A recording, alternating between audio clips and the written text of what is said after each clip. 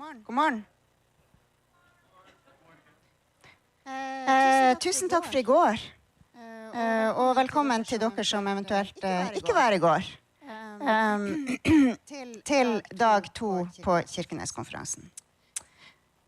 Jeg fikk mange spørsmål i går om jeg var fornøyd med dagen, og da tenkte jeg at det er jo ikke opp til meg å vurdere, det er jo opp til dere. Derfor så vil dere få et evalueringsskjema tilsendt ganske straks etter at konferansen er over, og det er veldig nytt om dere svarer på den. Men det jeg kan si noe om, det er jo hvordan, om jeg har vært fornøyd med det som har skjedd på baksiden av det dere har sett. Og derfor så har jeg lyst til å benytte anledningen til å takke noen som har stått på dag og natt. Først og fremst Olga Solianik, vår eminente produsent fra Audioløren.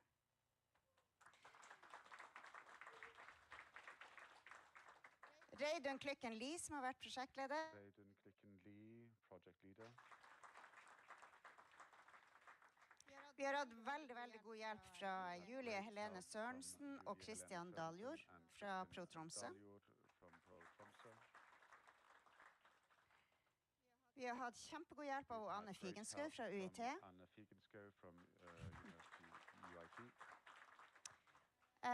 Og for at det skal fungere, så trenger vi jo noen som sitter der bak, og det er Musikkarasjen her i Kirkenes, og Søverang kommune som har stått for streaming.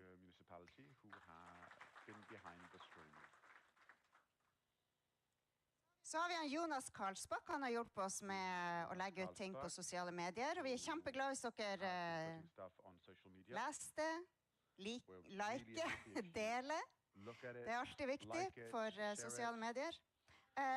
Og så ikke minst Thon Hotell Kirkenes for kjempegod service, og i hvert fall synes jeg at maten var nydelig i går. Det skal noe til å lage mat til 300 mennesker.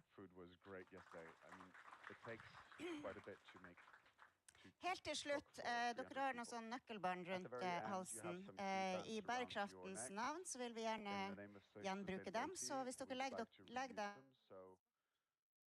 eske der ute når dere forlater, så blir vi glad for det. Jeg skal overlate scenen til første innleder.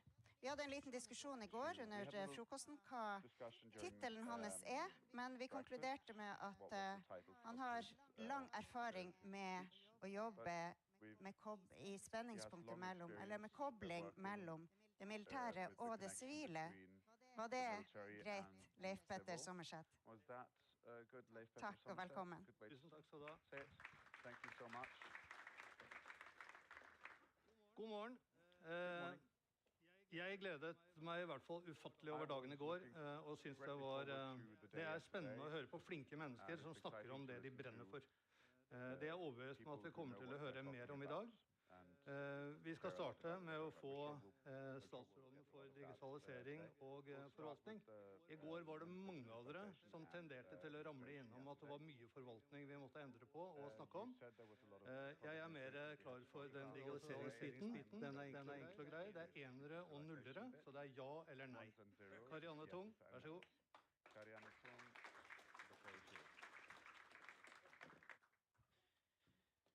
Tusen takk, og ikke minst tusen takk for invitasjonen til å være sammen med dere her på Kirkeneskonferansen. Vi lever i en tid med ekstremt raske omveltninger, både teknologisk, økonomisk, men også geopolitisk.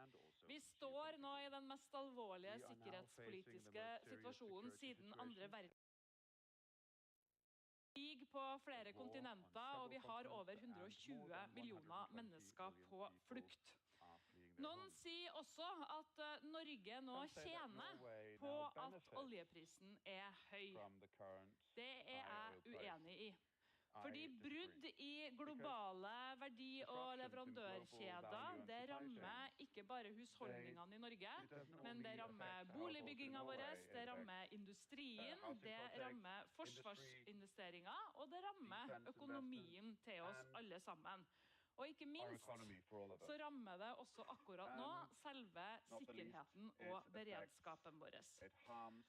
Og jeg tenker at det vi vitne til nå i dag, enten vi på konferanser eller vi leser nyhetsbildet, det egentlig konsekvensene av den økte politiske risikoen rundt omkring i verden. Og selv om vi ikke vet kostnaden helt av den økte politiske risikoen, så vet vi en ting, og det at forsikringspremien vår for å holde oss trygg, den øker og går opp.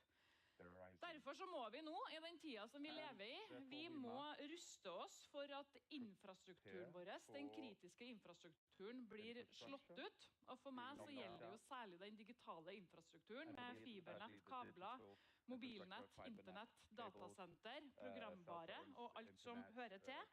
Vi rett og slett nødt til å ruste oss også opp digitalt for å kunne forsvare Norge i den tida vi lever i. Dere sikkert lei av å høre det, men jeg gjentar det likevel, for det sies at det meste av Norge, det her nord. Og når vi har kommet til Brønnøysund, så vi bare halvveis. Og her i Finnmark så kjenner dere selvfølgelig ekstra godt på de utfordringene som vi nå står i, med lange avstander, rike naturressurser, krevende værforhold, og ikke minst en veldig strategisk beliggenhet nær Russland. Og det betyr at man her i nord de første til å møte mange av de her digitale utfordringene også. Det gjelder jo for eksempel forstyrrelser av navigasjonssystemene våre. Når jeg på tirsdag kveld fløy fra Alta til her i Kirkenes, så satt jeg foran i cockpiten med Widerøe-pilotene. Når vi var cirka halvveis, så blinker lampene gult og rødt. Posisjonssystemet forsvinner, og kartet som pilotene har går i svart, fordi man blir utsatt for jamming og spoofing. Heldigvis så gjøres det et solid kunnskapsarbeid om det her, som gjør at man har informasjonsdeling, og pilotene har standarder og prosedyrer, så det helt trygt. Men det altså en ubehagelig følelse å sitte der i cockpiten og se at mye av det man faktisk skal styre etter, går i svart, fordi at man blir utsatt for den jamminga fra nabolandet. Og det har blitt helt vanlig. En annen ting som har blitt helt vanlig, det økninger i datakriminalitet og digital svindel.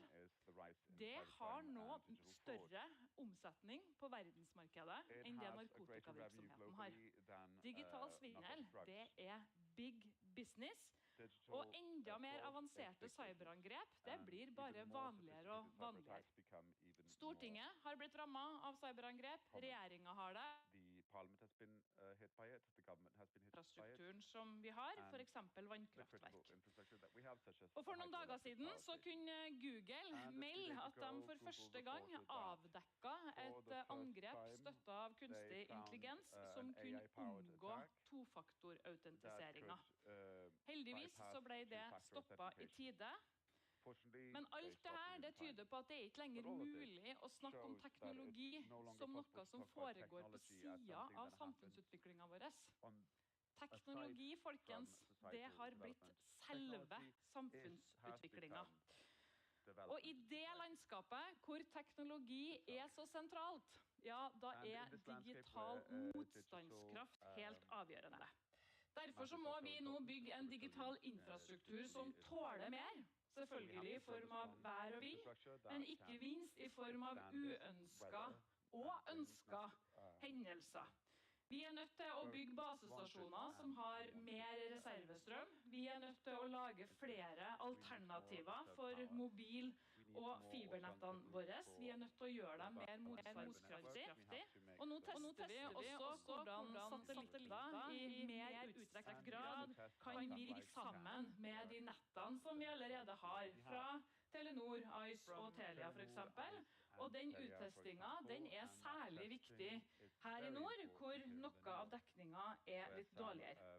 Så handler ikke den digitale motstandskraften bare om den fysiske infrastrukturen som skal til for at vi påkoblet, men det handler også om oss menneskene, og om den motstandskraften som vi må ha mot de menneskelige datamaskinene i hjernene våre, for å si det litt enkelt. For det handler også om å beskytte oss mot manipulasjon, mot mennesker, mot svindel og mot angrep, som ofte kamuflert som helt vanlige hendelser. Det en av grunnene til at vi nå har etablert en nasjonal ekspertgruppe mot digital svindel, hvor vi har nå fått på plass et digitalt skjold, som i fjor i løpet av ett år stoppet over 90 millioner svindelforsøk på anrop mot oss nordmenn. Så 90 millioner angrep delt på 5,5 millioner nordmenn, ta bort kanskje noen barn og sånn, så blir dere hver enkelt utsatt for veldig mange svindelforsøk som vi klarer å stoppe, men vi klarer ikke å stoppe alle. Derfor så har vi også nå bedt den samme gruppa fortsatt arbeidet og utvide det digitale skjoldet for å også blokkere svindel via digitale meldinger som går på 4- og 5G-nettet. Så det handler egentlig ikke først og fremst om teknologien. Teknologien den bare en liten del av det, for det handler grunnleggende sett om tryggheten og beredskapen i hverdagen vår. Og kanskje det mest grunnleggende som vi nå har lært fra ukrainerne, det nemlig evnen til å klare å opprettholde et fungerende samfunn med små og store bygder og byer, også når krise og konflikt rammer oss, og da den digitale infrastrukturen og den digitale hverdagen vår en helt sentral del av det å klare å opprettholde et så normalt samfunn som mulig. Så det også sånn at Norge ikke unik. Vi ganske lik mange andre land som nå møter ganske store utfordringer, særlig når det kommer til demografien. Vi blir heldigvis eldre og lever lenger, men det fødes også færre barn, og det gjør at bærekraften og bæreevnen i velferdsstaten vår, den utfordres. Og jeg tror at vi nødt til å tørre å stille spørsmålet om det systemet vi har bygd opp over så mange år nå, som vi ønsker oss. Fordi for Norge sin del så handler det egentlig om å utnytte de fortrinnene som vi har enda bedre.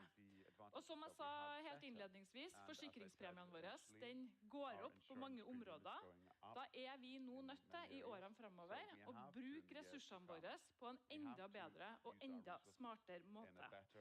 Og derfor så sier Arbeiderpartiregjeringen i vår plan for Norge også veldig tydelig at vi nødt til å forenkle og deregulere.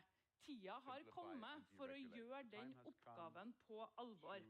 Og da skal jeg bare ta dere gjennom noen få punkter hvor vi nødt til å øke innsatsen på forenkling og deregulering.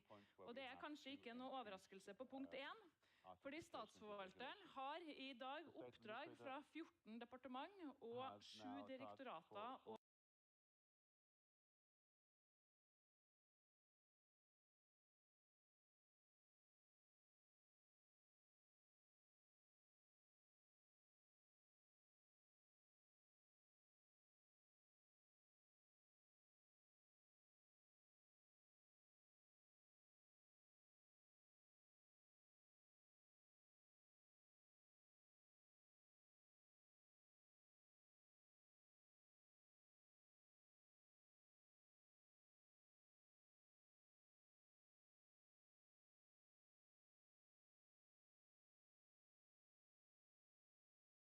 norske kommuner,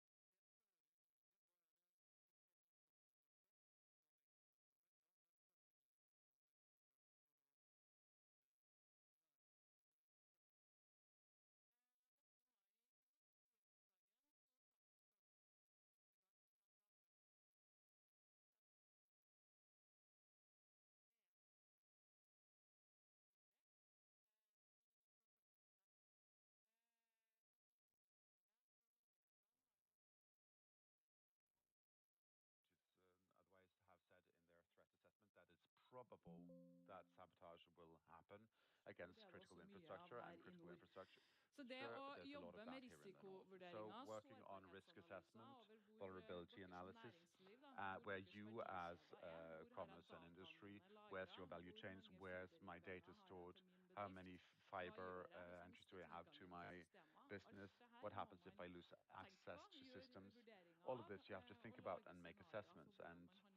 prepare Og her scenarios møter for vi how også to act. enkeltpersoner. Vi er jo gode And på å all the way down to vite us hva as som har skjedd. individuals, Vi har ikke alle we sammen were god good at hukommelse. knowing things, Men havregryn og vann og but having ved og food ja, ready, det skal ha ganske god gas, peiling. Men den digitale beredskapen, den wood er vi ikke to like gode på. burn, Vi er and gode på det som water, er we're good i at that, but jorden, the men digital ikke det preparedness, som we're not skjer that i very good. hodet. We're Så det good å jobbe med at what we have in our for så storage vidt rooms, både but not what we have in our heads, gjøre avtaler med familie og venner. perhaps as much, but have agreements with friends and family. What do we do if we lose digital communications? How can we ensure that we know that we're well, that having power banks available, but also being more conscious, because the digital world, the hybrid war that's going on with disinformation and playing with our minds through algorithms, it's important to be even more aware of that than before. There's not just one thing that we can do, there's a lot of things we can do in the time we're living in. Also, due to user errors and things, my data is probably stored outside the borders of the country. So how do we ensure that we get national ownership of the information that we have in Norway? I'm discussing digital sovereignty a lot in businesses, individual countries, individual players. It's important for me to say that digital sovereignty is not one thing. Digitalization is not just one thing. Digitalization is about access to critical minerals that we need to make computers and hardware. It's about access to microchips. It's about control over fiber cables that are in the ground, over the cell phone networks, control over data centers, and that's why it's important for me to have data centers on Norwegian ground to be able to control data. It's about software, it's about hardware, and an onion with loads of layers, and we do a lot to have national control. National control can be ownership of companies, regulation, security act that we have in Norway is a way to ensure that we have national control. There can be agreements and the ability to act if we need to. And the ability to act can be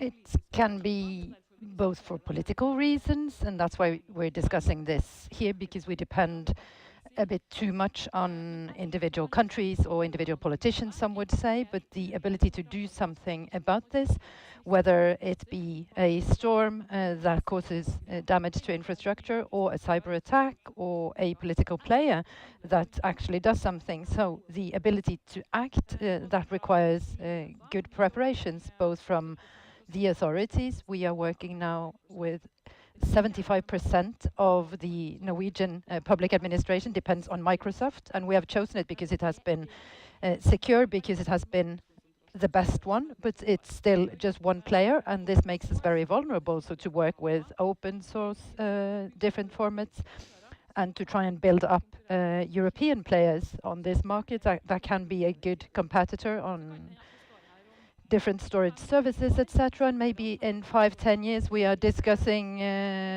alternatives for Alternative for Deutschland and Marine Le Pen. We don't know what's going to happen. Thank you so much for coming, and best of luck.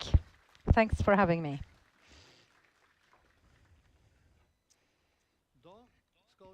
So, we will talk about preparedness, society, defense, and we will have the Chief of Norwegian Defense on the ground. He is the only general who has his office and his staff in northern Norway. He is in charge of the army, the home guard, and he does the operational planning. And he also is in charge of the cooperation here in the north. So, Lars Erik, please.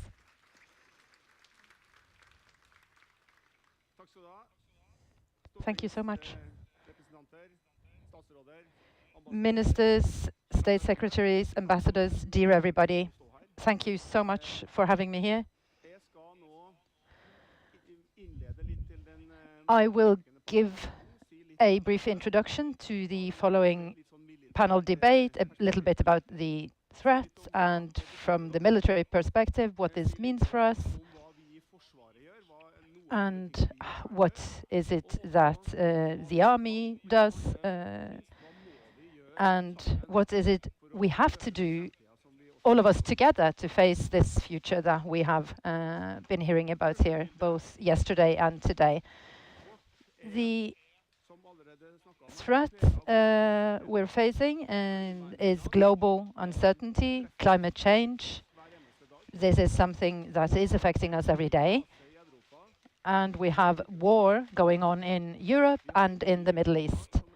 We have war in Europe going on now for some would say 12 years, with millions of casualties and people who have lost their lives.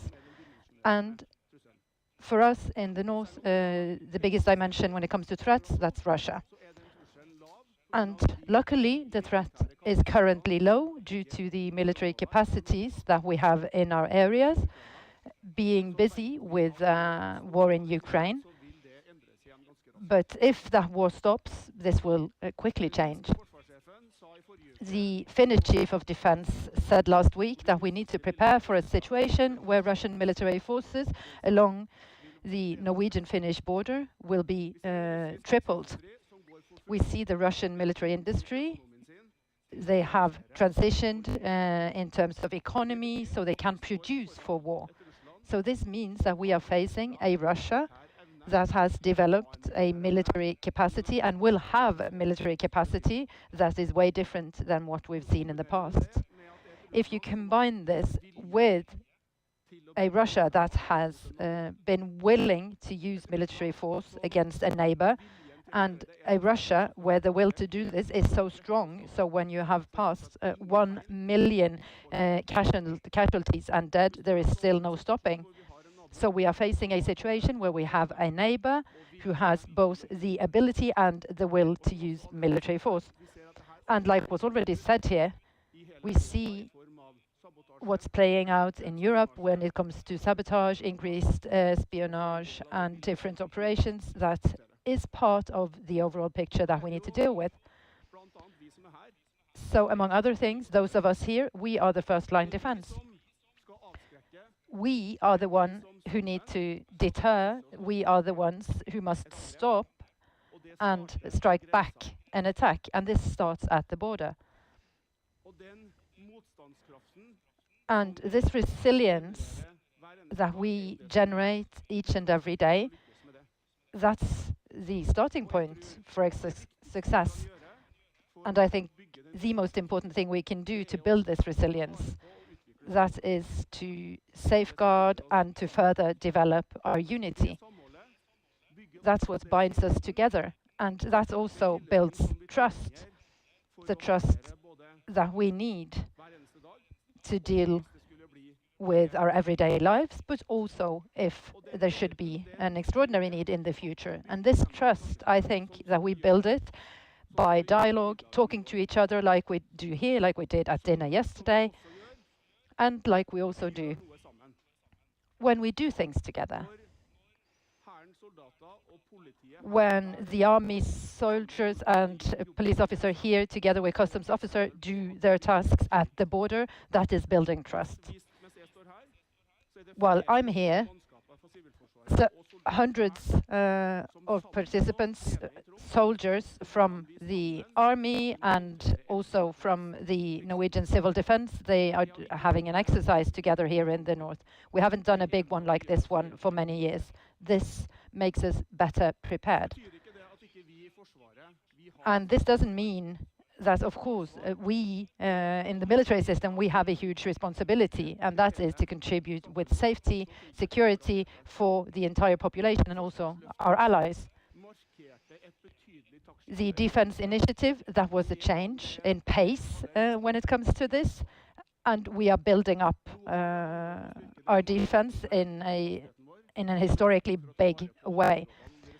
And the maritime aspect, to care for and safeguard the maritime resources, that's important. And to have an understanding, that's also very important, to be able to control what's going on.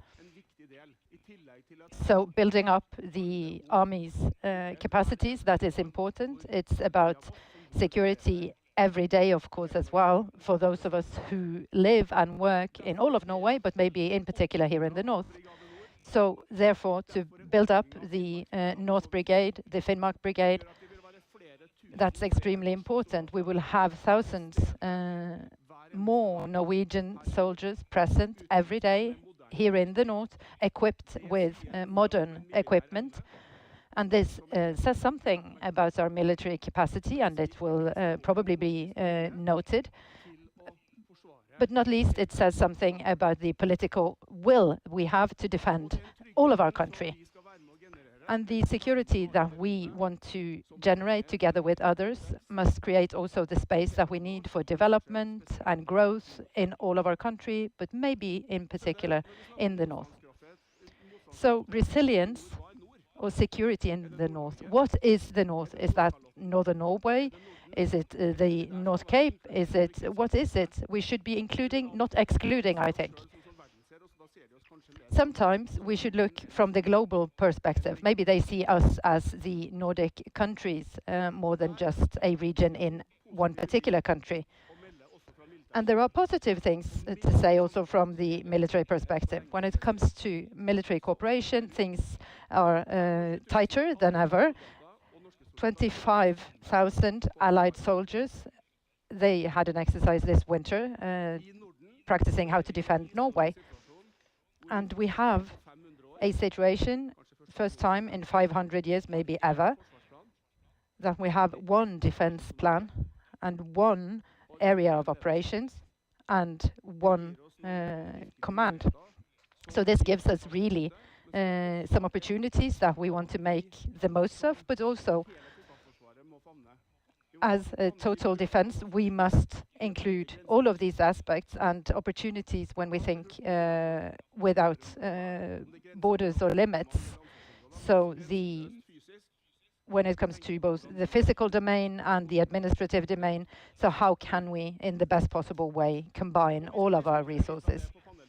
And we will be discussing this on the panel debate, I suspect. Looking forward to that. But just one more thing I wanted to highlight. And that is something which I believe we should include also in this big initiative for total defense, and that's innovation and development. This is about a combination of civilian and military development and innovation. How can we contribute to both civilian and military resilience? It's about combining research and industry and defense in a much more innovative and interwoven way. And we must do it a lot quicker. We must try and fail and do things in a different way than just the traditional one. And this must happen, in my opinion, where we are. So this means that for us, we must do this where the army is, and that is here. So therefore, when we had our big innovation arena, that was at Porsangermoen, at the shooting field, because those winter conditions is where we need to use our capacities. So to round off, we have heard about the situation. It requires action. And we all have a responsibility. We all must contribute. And it is only together that we can build the resilience that can give us the security that we need in times to come. Thank you very much.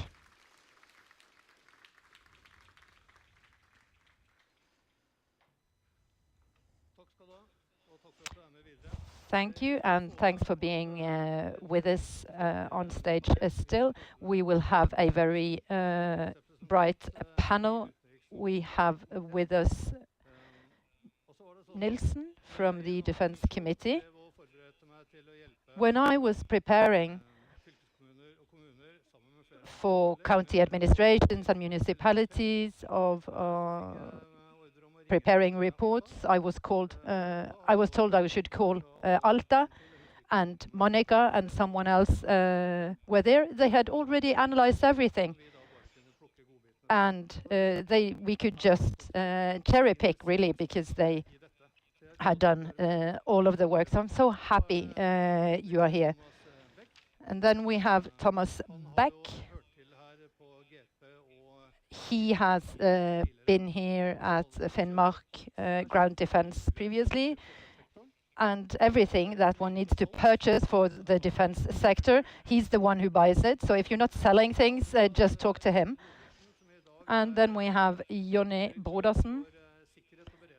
He's with the Northern Region Health Authority. He has been working in the Nordland County Administration before, and also with preparedness. And Jon Rune Rønneberg, he's the project manager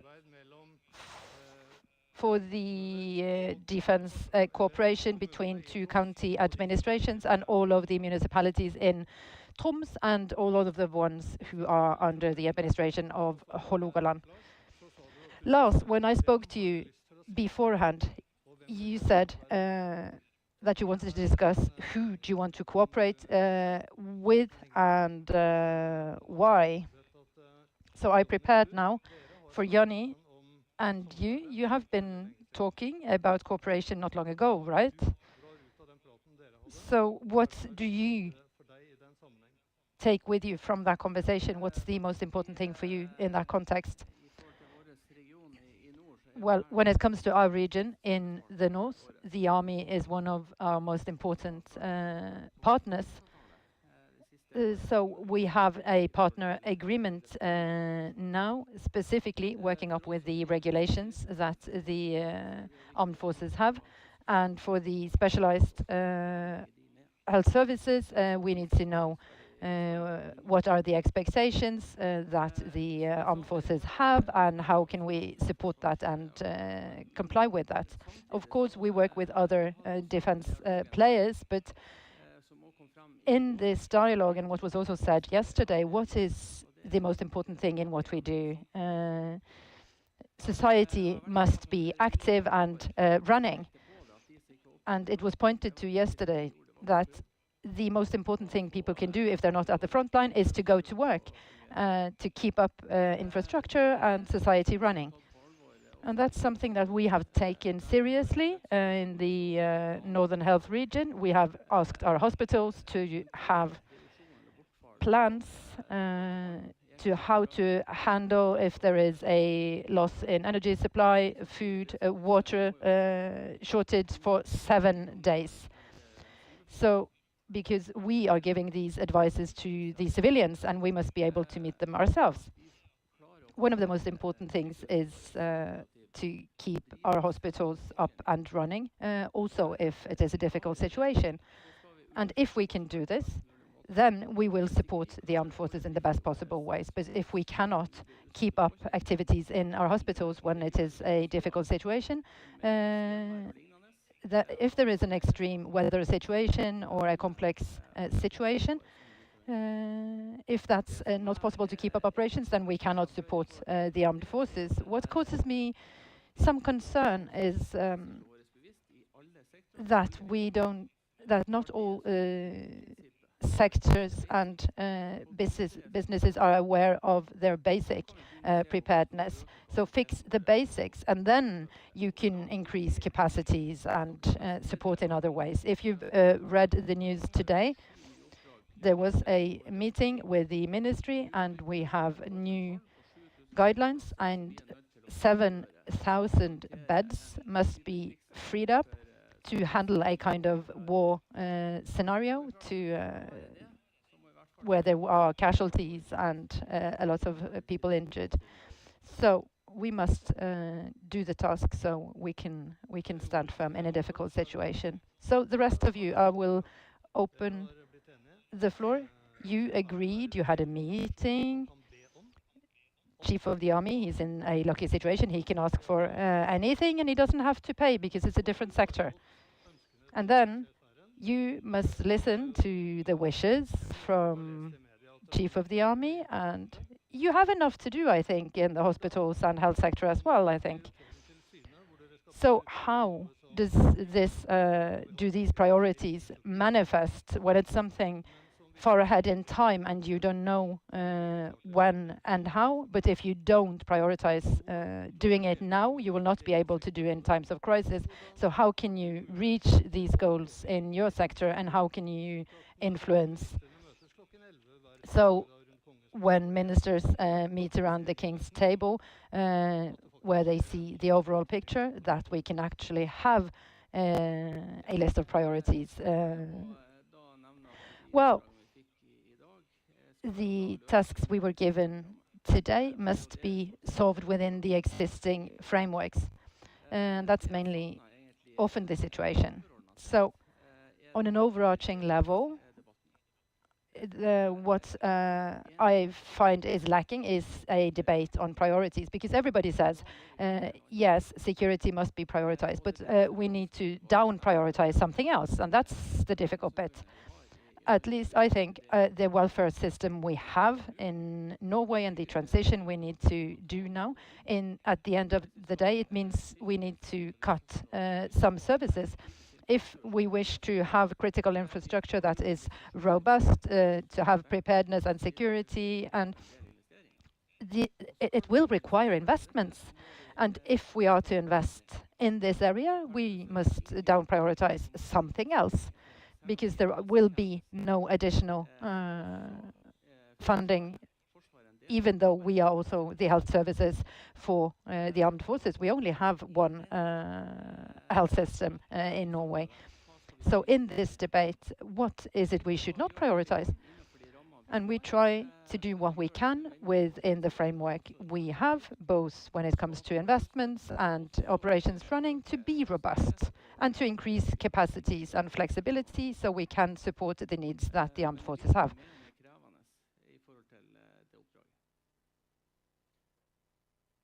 Det mulig jeg kan bare levere bestillinger, men jeg tror ikke det er spesielt lurt. Så det er jo ikke sånn vi jobber her, og jeg har bare lyst til å ta med et moment før jeg svarer egentlig på det du spurte om, og det når vi tenker på samarbeid eller samhandling, så handler det egentlig om ikke på ett sted, men på alle nivå. Så det betyr å samarbeide med ordføreren utrolig viktig for oss i hverdagen, rett og slett fordi det handler om på hverdagen til å gå rundt, men vi bygger også beredskap og motstandskraft gjennom blant annet å hjelpe kommunene med å forberede seg på det verste. Derfor samarbeidsavtalen så viktig også regionalt, at vi klarer å tenke sammen med politi, helse, statsforvalter og andre aktører regionalt. Og da handler det ikke om å si «jeg må», det handler om hva kan vi gjøre. Og så tror jeg litt av utfordringen, tror jeg at vi, som jeg vil påstå større enn kanskje sektordelen, det at vi må klare å tenke nasjonalt. Utviklingen i Norge, i nord, en nasjonalt spørsmål. Å forsvare Norge et nasjonalt spørsmål. Og da, vi kan ikke løse de utfordringene vi står overfor i krise eller krig her, ved å kun tenke regionalt. Vi må tenke på hvordan kan vi som nasjon mobilisere det vi har, og sammen da forsterke og understøtte den totale motstandskampen som vi må kunne gjøre, kanskje spesielt her. Når dere jobber på Stortinget, så jo det en rekke med debatter, en rekke med beslutninger dere tar, som alle sammen sendes fram nettopp sektorvis. Hvordan jobbes det for nettopp å se på tvers? I Plan for Norge så fremheves det at det viktig å se på tvers av sektorer. Hvordan kan det være mulig å få til når alle sammen jobber for sin sektor? Ja, i utgangspunktet så det jo en utfordring at vi så sektordelt. Altså det gjelder om det fra Stortinget eller om det i kommunene. Men den situasjonen vi står i nå gjør jo at vi må tenke mye mer sånn. Altså det på en måte i lag vi skal klare å løse de her utfordringene. Og da vi nødt til å bryte ned litt av det gamle tankesettet og komme videre i forhold til at vi sammen må løse det som So it's incredibly important. The total defense and the resilience is about how can the sectors work together, how can civilian society be on board, and how can we do this together. And that's when we can become as strong as we need to be. Yeah. So I don't know if it was for the first time, or at least the first time in a while, then we see in the current planning the security and preparedness aspects, and we will have a third long-time plan now in autumn coming up about preparedness. So how is it you work on taking in the needs for the armed forces, also including them in the plans? Well, we have a long-term plan that was adopted in 2024. We are rebalancing it now, and my committee is negotiating currently about how the new plan is going to be, and 115 billion has been added from the government. And things have changed from 2024 and until now. We see experiences from Ukraine and technology that's changing. So everything that's happening around us must be included in further planning. And that's why it's so important that we can turn around quickly and to rebalance the plans we have now for the defense sector. And we need to be prepared for what's coming. So we must work on this, but also to listen to signals from everybody else. Do you see a change when it comes to how you felt the Parliament did it before you came to Parliament and how you feel it is now? Well, it's different when you get closer. I was an impatient mayor. It's different in terms of what will come. It's different in how we look at how to strengthen local communities, what can municipalities get out of it. When I'm in the Parliament, I see how important municipalities are, the civil society associations, etc. That resilience that goes across, and how more conscious about how we can strengthen resilience. And I'm very happy that I have that experience from municipal politics, because the job that is done out there is very important for the totality. And I think one works well, and one thinks a lot about doing the best one can, and whichever party you belong to, you have to listen to military advice. They know best how to defend Norway, and we need to give them the tools that they need. As a mayor, I brought some other mayors and I visited you, and there was a day with Nils Jensen, and there was a long list of people, representatives from the military that came, and it was difficult for a municipality to handle that, and it didn't really seem as if everyone had talked with one another in advance. So who would you like to cooperate more with, and how? In a mayoral role. Oh, right. That was a lot. So, well, in the mayoral role, it's true what you say, okay? It was very new, and now everything was going to happen. We were in contact from both here and there, and like you said, I didn't feel that it was well enough coordinated. But I think now we've gotten much longer, that we coordinate things better, and that one has broken a path for how things should be. But it's important for municipalities and mayors to have an interface and contact points to know how we can contribute, because the municipalities want to have a role. It can create employment, it can increase security for the population, and also because we're part of the resilience and preparedness that should be there. It's important that society works and communities work, not only defense, but also the health sector that needs to ensure that the health services work during crisis and war. So we have ways to go when it comes to health, but we've gotten a lot further than we had gotten in 2024. But we still have a job to do. We're still not adequately coordinated. I understand it can be frustrating to get different advice from the same institution. So we are also a bit marked by being divided into sectors. In your work, and people who have been in the military probably know this because you're divided into divisions, TAG, and the chiefs of the various garrisons and divisions.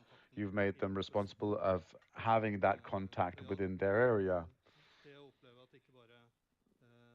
So it's not only the previous mayor in Alta who says that, but the mayor in, but the people in the inland also say that.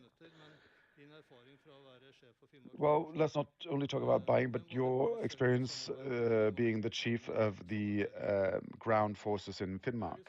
Who did you cooperate with? Well, we cooperated well with municipalities and the county, also through Heimevernet, and we had also good coordination with Defense Forsvarsbygg that was present. But what I miss now is the organizations that I work in now that, well, a few years ago, Forsvarsmateriell only had responsibility for the great investments, but we also took over responsibility for framework agreements for the military, and a colleague that was up in Finnmark couldn't really refer to anything because they had to get a lot of a great volume from great international suppliers.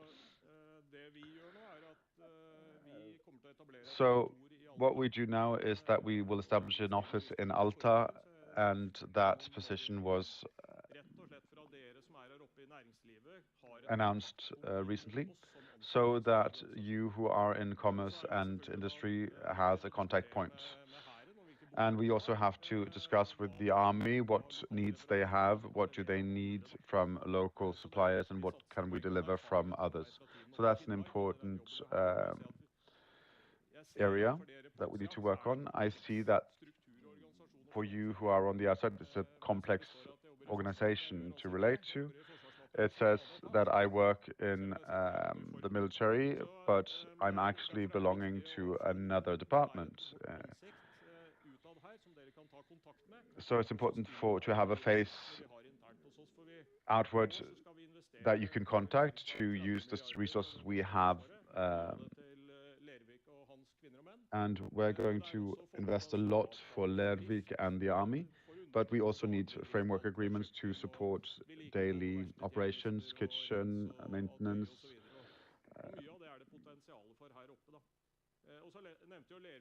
and other things. And Lervik also mentioned innovation. And my experience being up here is that a lot of the civil population up here, they live in an operation area that is very different from the people we buy equipment from. And so we have some understanding up here that we are not good enough at using. And I talk a lot about Norwegian defense industry. They need to know more about the north. Why isn't Kongsberg present in the north? Because this is where we have our strengths, and we see that many of our allies want to have operations in the north. So the Norwegian industry, traditional defense industry, but also other industry, they have a chance now to get into markets that are much bigger than only the Norwegian market. So that's why we established here in the north to learn these things. Jon Rune, when you hear what is said, your job is simple, to ensure that the cooperation between Troms and Hålogaland works well. I could talk about Troms and Hålogaland, but I see that this is also very important. The entire northern Norway is important, and my role is to interact and work together, how municipalities, defense, schools, etc. work together, because we've moved in a direction. Total defense a few years ago was og deres del i just forsvarsevnen. Det handler veldig lite the om det military sivilmilitære and their samarbeidet role. og det We didn't talk about the alliansesamarbeidet. Men nå cooperation egentlig between det blitt en civil mye society større and helhet for military oss alle sammen. and Og det allies. utrolig viktig But at now det this is a nettopp much blitt bigger det. part. Vi har And totalforsvarsåret it's very nå, important. We have 2026. the total defense Jeg here liker in jo å se til 2026. Finland, for jeg synes de gjør mye I bra. like to look Og to så er det Finland viktig å because minne I oss selv think på they at do a lot of Finland, good de har things, hatt and it's important to totalforsvarsår de remind siste ourselves 100 that årene. Finland has had Det total må vi ta med defense oss. for the Vi last skal ha 100 years. totalforsvarsår alle år fremover nå. Det må vi We egentlig for å want bli total bedre. defense every year Og det in the er time ahead, kjempeviktig and we at have tar to det do med that oss. because Og det som jeg we synes need er that liksom to get viktig å better. få fram, det er And at vi må what I think is bli important enda to flinkere put til å tilrettelegge. For to stress vi har et is næringsliv that we her have i to nord get som better at er så facilitating klar because for we å have være med og bidra commerce industry og here in the north involvere who de.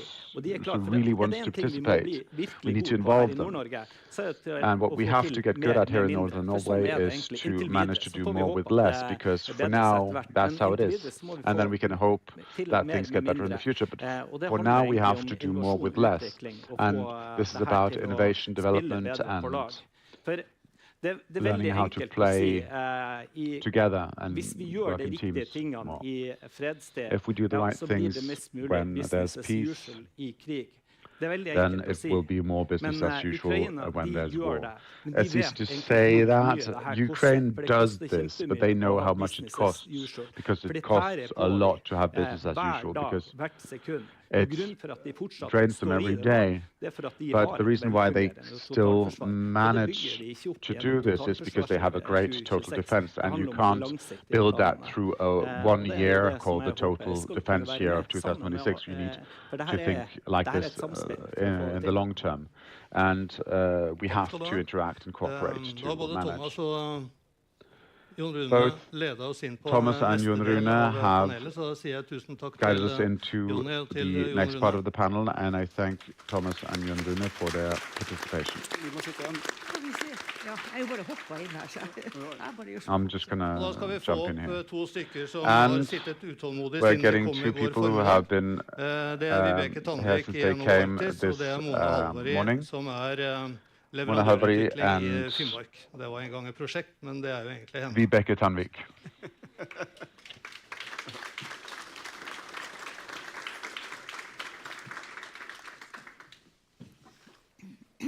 Ja. Da har du hørt, og du er utålmodig. Så hva skal til for at vi skal få til dette, Vibeke?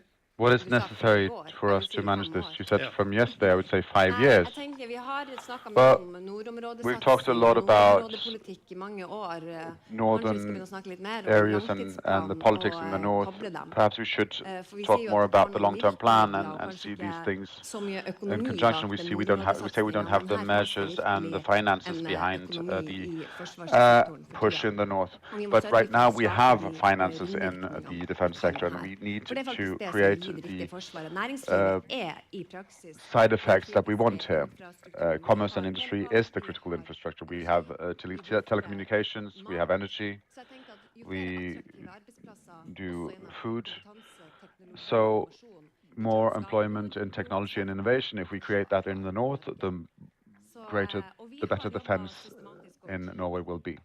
And Og we've worked Mona systematically over og time, mange andre myself her, and vi har Mona møttes and før many other og people, diskutert det her. and we've met before Og vi also. prøver å identifisere And alle we de try mulighetene som finnes for å få det til. Og vi har kommet ganske langt nå. to find Og har the mange anbefalinger som opportunities that tenker- that Så vi ser we faktisk have, and we have muligheter. many Vi tenker recommendations. We see honnør the for at FMA possibilities, etablerer seg and I i want to nord. Det har vært noe vi give har credit ønsket for oss de siste 3-4 um, årene, og our skrevet i alle kulepunktene, establishing in the i north. alle We wanted this for a long time, and we've written this in all items to the politicians. You have to be here up in the north. We need FMI in the north, and it's great that we have them now. And the industries that have the real means, it's not adequate that they stay in the south. So Kongsberg, very important to mention them, they need to be regionally present, them and others. We had a supplier seminar yesterday. It was completely full, and this was for defense. And hadn't Equinor and Lerøy come up here, they wouldn't have had the cooperation with local commerce and industry. So the defense sector has to follow it. Mona, du jo ikke noe mindre utålmodig. So it's great that we have the Norwegian Defence Material Agency here in the north now. You have contributed to making Forsvarsbygg, making them able to act regionally and locally and nationally. How can we manage to make this happen in the rest of the defense sector also? Yes, they've done a lot of good work, and the report that we received through an evaluation study of the project that was ended in 2023 referred to formidable results and how we can exploit acquisition in the public sector to let local suppliers in the north. We have great activity here in Finnmark, and we also see that there's potential for letting businesses into agreements in the north. The difference, we don't have to mention any specific numbers, but the potential is great, and I want to quote the Chief of the Armies, that value creation must happen where defense is present. And this is true in all forms of the defense sector, because even though Forsvarsmateriell have their own resource, so I want to give credit to them for that. But it's a small beginning, so this has to be strengthened. The gap between the needs of local businesses and how that will work affects defense in the north and preparedness, both in the north and in Norway. It's important to focus on that. We see that businesses depend on predictability, and there are several steps to this process, and we see things are in place now, and there is room for maneuver to some extent, but we can have more of that. And the predictability that doesn't come from small short-term contracts, it comes from long-term cooperations and supplies. So in this way, our businesses can build up capacities in times of peace to deliver in a better way in a situation of crisis and war. And that is important to keep in mind in the work that the Norwegian Defence Material Agency does, and it applies to the entire defence sector, and not only that sector, but other public entities as well. There's a great chance for local businesses to build capacities and to be robust so they can deliver better when crisis strikes. Thomas, this is your domain. You are the one who purchases all of these, at least ground material, and you're part of the organizations to prepare the big framework agreements and the small ones. And you have inherited an organization that was, you are measured when it comes to efficiency and economy, and you have been cutting when it comes to staff, and you are trying to do things as cheap as possible. And now Parliament has asked you to make sure that small and medium-sized businesses in the northern part of Norway can compete. Well, we have to establish a dialogue to a much bigger extent, and things are going very quick when it comes to modernizing and investing in the armed forces. We tried to swim as slowly as possible without sinking, and now we have a great pace. And one is trying to rebalance a long-term plan, and one of the reasons is because we have speeded up things in a very demanding international market, that is. And yes, to strengthen defense capabilities in the north is prioritized, but we are also working a lot with Ukraine, and everyone is looking closely at this, so we need to do things in the right way. We cannot be close to the red line before this trust that we have been given is questioned. So we must speed things up, but a lot of people are coming at us. We had the mayor from Asker and down from the southeastern part of Norway, from the western regions, from Trøndelag, and mayors from Nordland. So we are in contact with a lot of people, but to be up here, that's not about one person. It's a link into our organization of 1,500 people who have 1,500 framework agreements. I think the armed forces spends 15 billion on the operations here. So we need to do this bit by bit, and we need to get started, establish dialogue, and we need to see, look around us and say, okay, what can you provide us with? And I feel that a lot of people are looking at the defense sector because that's where the money's going and everybody wants a piece of it. A lot of people will be disappointed, I think. So we must prioritize quite heavily when it comes to what Lars Larvik is saying. What is it he wants to be supplied up here? Because there is a balance, because yes, preparedness is one thing, but there are other aspects as well. And we need to have a competence on what is it that local businesses and people can supply to us, and they need to know what does it take. So follow-up questions. Can we afford not to build a civilian society when we are building preparedness in the north? What if we only build defense capabilities and not the societies and local communities around this? That's something that causes great concern for us. So yes, I understand what you're saying, but we are still impatient to see some actual priorities that the industry is coming to the north. We have a lot of funds and means going to Ukraine, but the strategic capacities can also contribute to building industries in the north. We need to have an industrial strategy for the Arctic due to where we are placed and within the Nordic corporations. One is going to do exercises here and testing, so value creation around this must also be here. So you must quickly establish in Tromsø, because that's also key when it comes to have a triangular cooperation. I agree with what she says, but I want to add something. We are talking a lot about investments in defense, and that's important. And Thomas mentioned also this aspect. And so, for us, when we invest, we are going to stay. We're going to stay for a very long time with a lot of people and a lot of equipment. So how can we operate this? How can things work?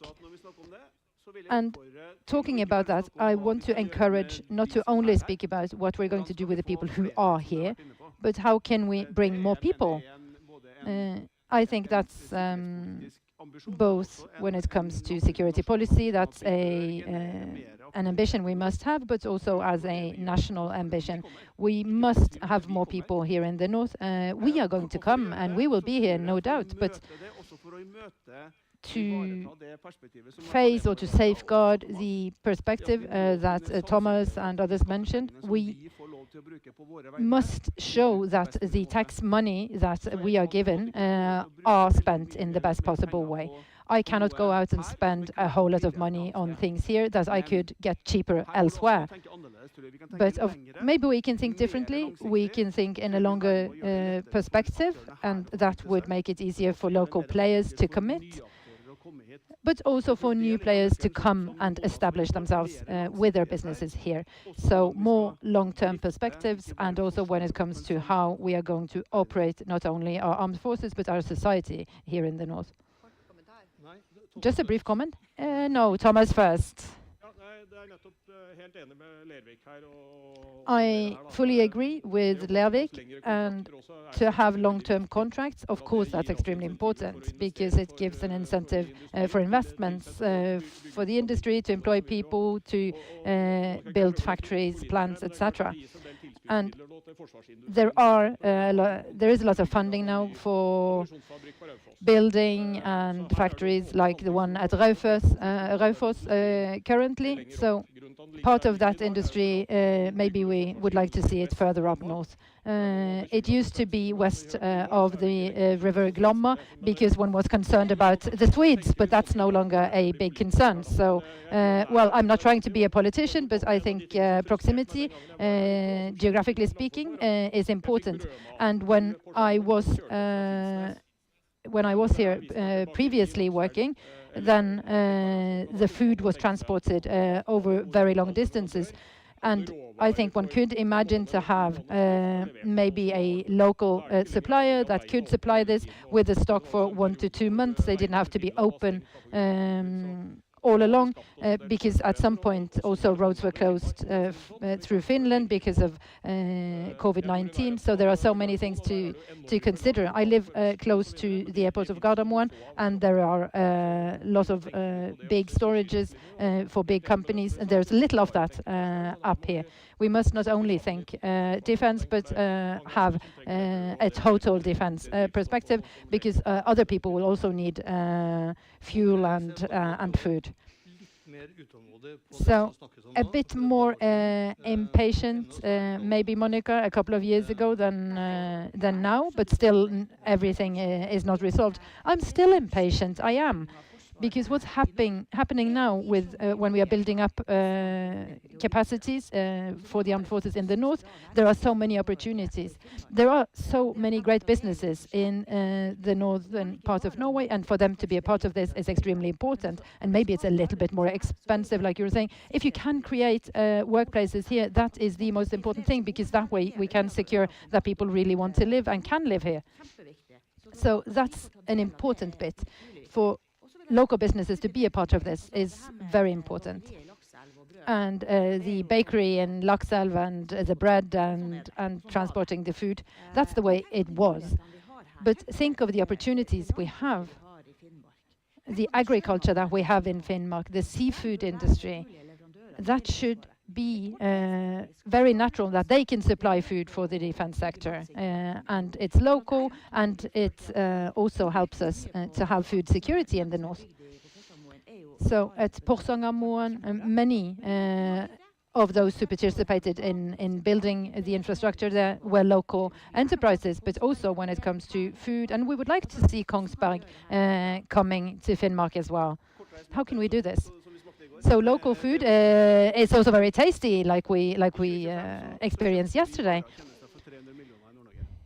300 million was what we purchased for in 2025. So that's quite a lot, and that was only in northern Norway. So we have regulations that make us maybe do different choices, not necessarily all the ones we would like to do.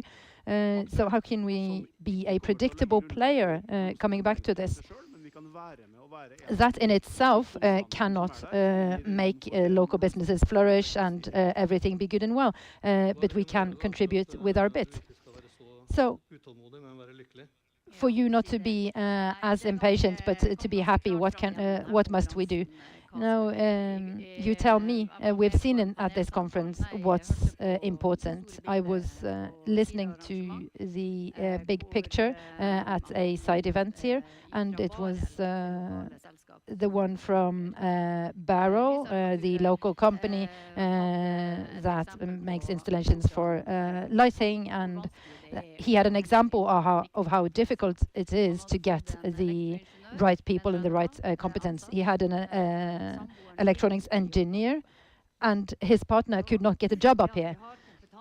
So to have competence, to have workplaces, that's extremely important to attract the people we want for the key enterprises, but also their partners and spouses. And what through an increased use of local businesses, one can build these workplaces and create in that way an attractive place for competence. So local purchases, the effects of it goes way beyond than the actual procurement. So the effects of this, I think we must all be very aware of this, so we can do it this way. We need to focus locally. We must build the local enterprises all together so they can be strong. I fully agree. But there's one thing we will be, when we have civilian procurements and the small and medium-sized businesses, that's important. We must also be part of industrial initiatives. There is a lot of funding coming. There are incentives that we must use. So I'm also impatient for us to be a part of the defense export from Norway. Not only goods and services, bakeries from the north, that is very important and it's a basic thing, but we must also be a part of the defense industry. To be able to support the armed forces and to have the capacity and the competence here in this part of the country in times of crisis, we must do this. So I think it's essential also for Chief of the Armed Forces. So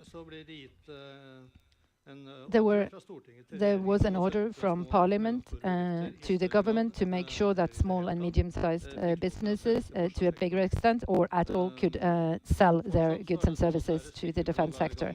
But still, it's far between the examples of this really manifesting in the framework agreements. So how do you politicians from Nordland, Troms and Finnmark to make this happen? Well, we are very interested in this from representatives from all parties really want this to happen. So what has happened when it comes to construction, that's all very good, and we wish to look at this when it comes to other aspects like food supplies and all of that. So we are trying to include this in different cases that we're working on, and it's the rebalancing that's going on now, like I said, but it's ongoing negotiations, so I can't really go into details, but we are impatient, and I think we will succeed on more areas. Thank you so much, an amazing panel. This is a topic we will be getting back to.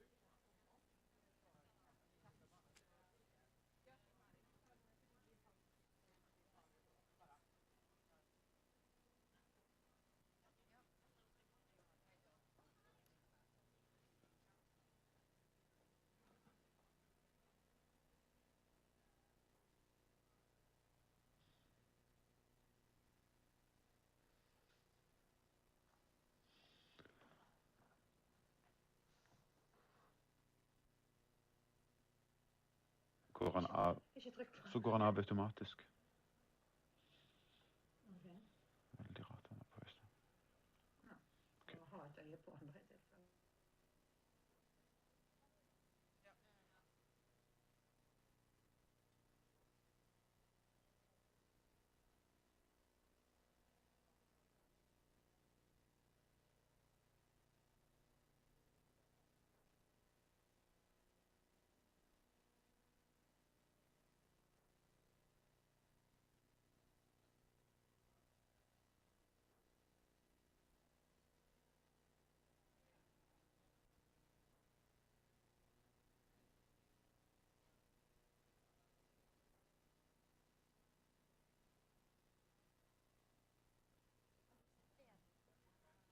Nei, han kommer sånn med flyet.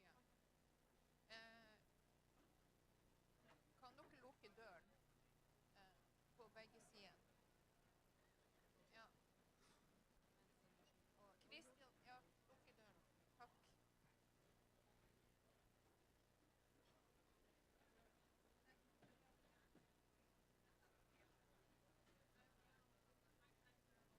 Kjære alle sammen. Dear everyone, we have discussed challenges, we've discussed possibilities. We'll continue doing that. When things are difficult, we good tools and cooperation, and one of those tools is diplomacy. We'll talk about that now. Kirkeneskonferensen has good cooperation with Arctic Frontiers, and it's a pleasure to introduce the director of Arctic Frontiers, Anne Fredriksson, who will guide us through the conversation. Thank you so much, Gøril. Excellencies, dear friends. Never let a good crisis go to waste, stated Winston Churchill once. Lately, we've been through so many unprecedented events, even crises here in the Arctic, that it seems impossible to turn them all into gold. As we heard yesterday, we no longer talk about the Arctic in the language that we used to just a few years ago. The assumptions that shaped regional collaboration and diplomatic engagement have changed, and many of the frameworks that people used to take for granted are now under visible strain. At the same time, the Arctic region has moved closer to center of strategic thinking, not only here in Europe, but across the transatlantic region. And that, my friends, raises an important question. When governments say that the Arctic is a priority, what does that mean in practice? How much influence does the region really have when policy is made in capitals like Ottawa, Berlin, London, or Oslo? So this panel will discuss how diplomacy functions under pressure, what has changed behind closed doors these past years, and whether there is still room for pragmatic cooperation in the Arctic despite growing tensions. And without any further ado, I'd like to introduce to you our excellent panel. First, the British ambassador to Norway, Jan Thompson.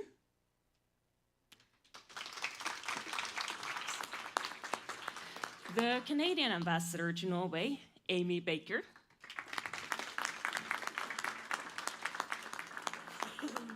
Norway's ambassador to Russia, Heidi Olofsen. And last but not least, acting head of mission, meaning acting ambassador, Jan Katorczyk from the German embassy in Norway.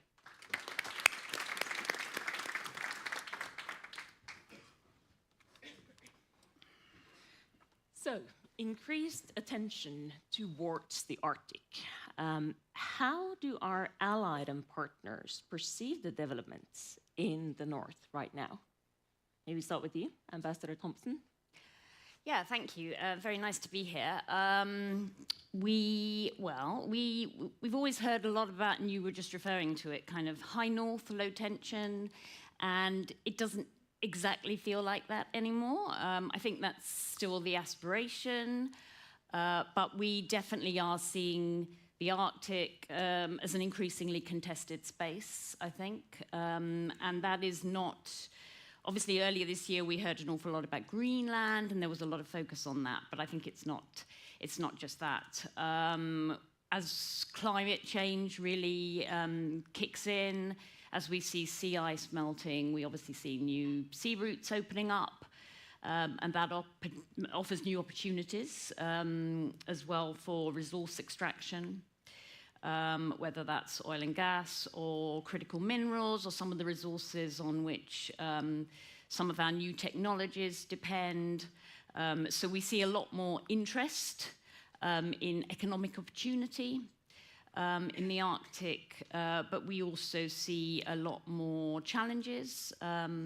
We've certainly seen in the last decade or so, I guess we've seen increasing Russian military buildup and Russian militarization. This region is very geostrategically important for Russia, as well as for a lot of us. We have probably the highest density concentration of nuclear weapons anywhere on the planet, up here, not far from Norway. We do see very important sea lanes that are important to European and North American security, and increasing challenge from some of our partners up here and some of the other countries represented here.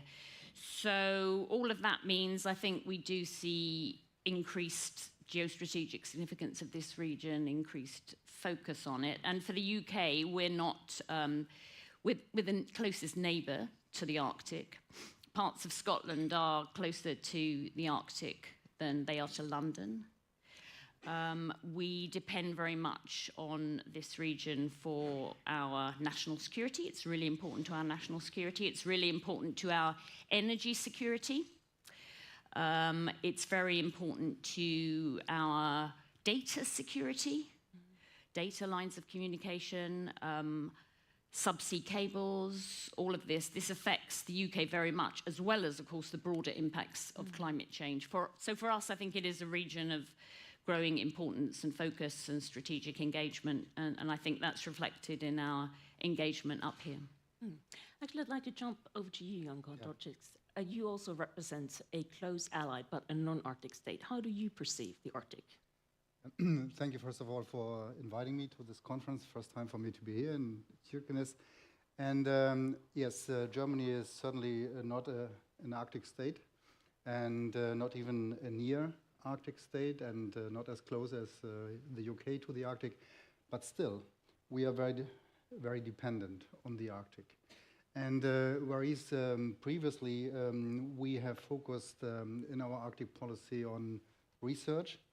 Here's an example. This is our Arctic guidelines booklet, and it depicts the polar research vessel Polar Star. This has changed. Polar research is still important, but we have understood recently that we, as the third largest economy in the world, dependent in many ways from what is happening here in the Arctic. Security-wise, military security is important. The British ambassador has mentioned the Russian buildup, but it's also economic security, energy security. We are a premium partner of Norway when it comes to gas deliveries. We receive almost half of the natural gas from Norway and 9% of the oil. It's also relevant to climate change, and so we have shifted our focus on the Arctic in recent years. Previously, we thought that multilateralism and international cooperation would be the prerequisite for peace and stability in this region, and this has shifted. It's a paradigm shift. We think that peace and stability are the prerequisite for everything else. And that's why we have decided also to engage more when it comes to military activities here in the High North in order to contribute to peace and stability in this very important region. We hear a multitude of different reasonings for why the Arctic is important also to non-Arctic states. I would like to turn to you, Ambassador Baker, because you represent a large Arctic state. Has Canada's priorities shifted, and are we as Arctic states able to kind of cash in on this growing interest? Yeah, well, thank you. Thank you for the question. It's really a pleasure to be back here this year. And Jan and I are not competing with your dinner this year on our panel, so I think we're thrilled with that too. And I agree with everything that has been said about the broader context. I mean, I think maybe what I would add to that is we are facing a bit of a perfect storm. I mean, we have the severe impacts of climate change in the Arctic, and then we have these other secondary effects that you alluded to around, whether it's strategic and economic interests related to shipping or to tourism or to critical minerals and mining, whatever it might be, there is much greater interest in the Arctic than there was before. And then, of course, we have what we've been talking about for the last day, the geopolitical challenges that we're facing. So all of that together has meant for Canada that we've really had to step up our own engagement in our Arctic in a variety of ways. We have a new Arctic foreign policy that complements our Arctic policy and Arctic and Northern policy framework. We have done a defense policy update. We have increased significantly our defense spending in the North. And we have done that together with Indigenous and Northern communities. And the reason for that is that all of this spending has to make sense for the people who live in our Arctic. And it, as much as possible, needs to be dual use as well. So runways that work for these rural and remote communities as well, for example, or ports that they can use for economic purposes. And developing that strategy together with the Indigenous peoples is critically important to make sure that our security and defense is real total security and defense, including human security and including economically prosperous and resilient communities, because those communities are who are encountering hybrid threats quite regularly. Those communities are who we need to be supporting. So that has been a change for us. We're still really engaged in governance with other Arctic states and ensuring that that's properly done, and reaching out more broadly than that to those whose allies whose values align with ours when it comes to how we sustainably develop and secure our North. So I think I'd leave it at that for now. Thank you, Ambassador, and thank you for bringing up human security aspect as well. We might get back to that, but before that, I would like to turn to Ambassador Olofsson, because you are in a very important place and a very interesting place right now, serving in Moscow. How does Russia perceive the developments in the Arctic? So also, first of all, thank you for inviting me. It's always great to be in Kirkenes, and also serving in Moscow. It's very useful to come up here so close to the Russian border and talk to people and see how things are perceived here. So that's very valuable for me. Well, I think Russia has always, I would say there are like two key pillars on why the Arctic is important for Russia. One is the security aspect, and it has already been covered by several colleagues. The other is the economy, and then mainly, of course, energy resources and the Northern Sea route. And these priorities are still valid and very much what they pursue. But of course, in order to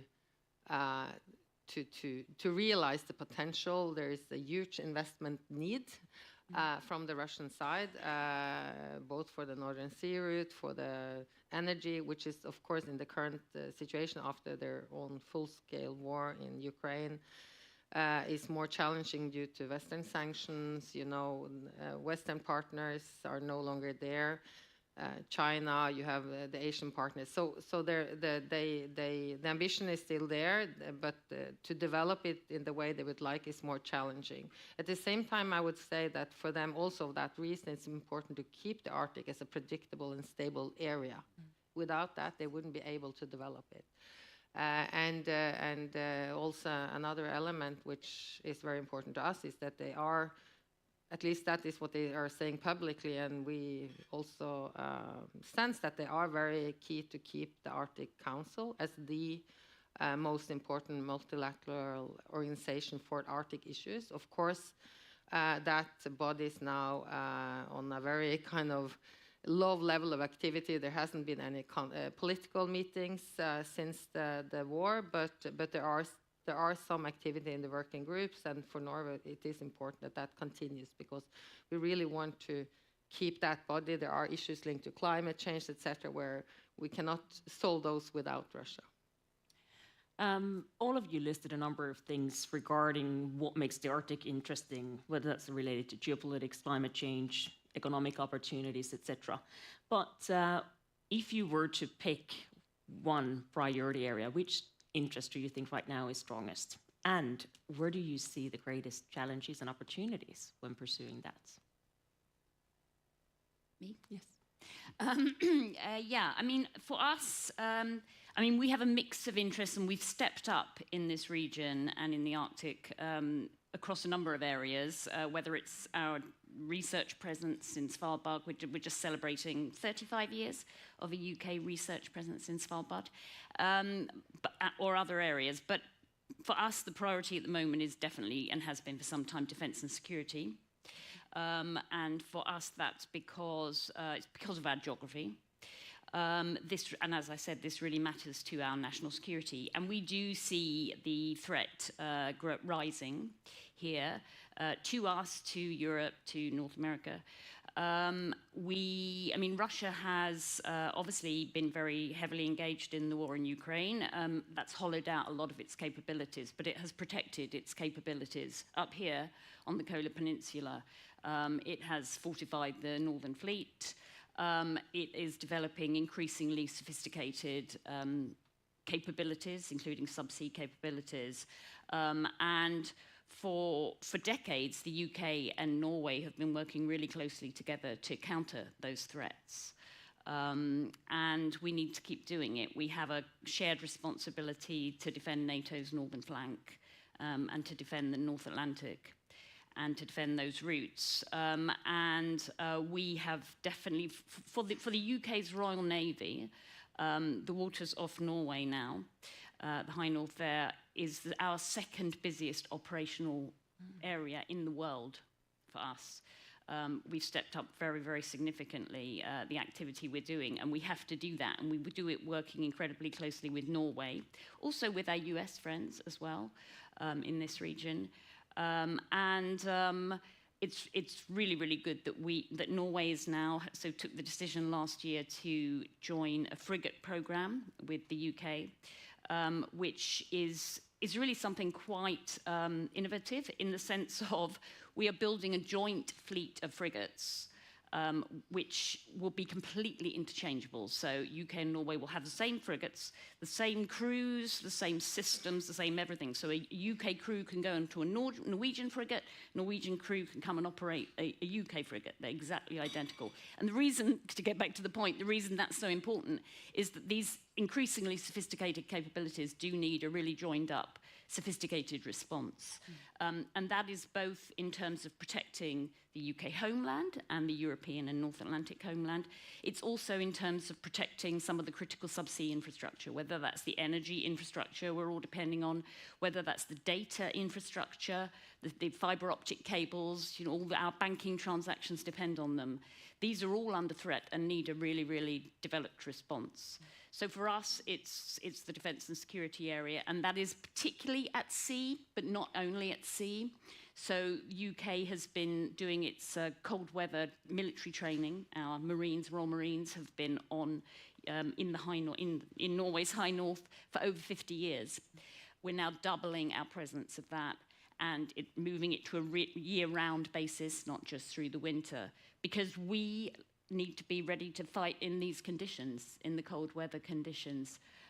So for us, all of this is about strengthening, fortifying, and working incredibly more closely with partners. And in terms of the opportunity, well, those are some of the opportunities. How do we work in a more sophisticated way together to counter some of these shared challenges we face?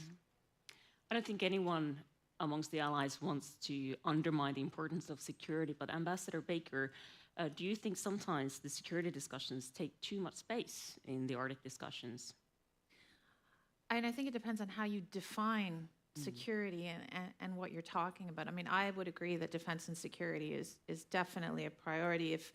And if the Canadian Arctic isn't safe, Europe isn't safe. And if Europe isn't safe, Canada's not safe. So, you know, there's a symbiotic relationship there that's really important to recognize. What I would say is that it just can't be a siloed response. I mean, you can't have a siloed response to a multifaceted problem.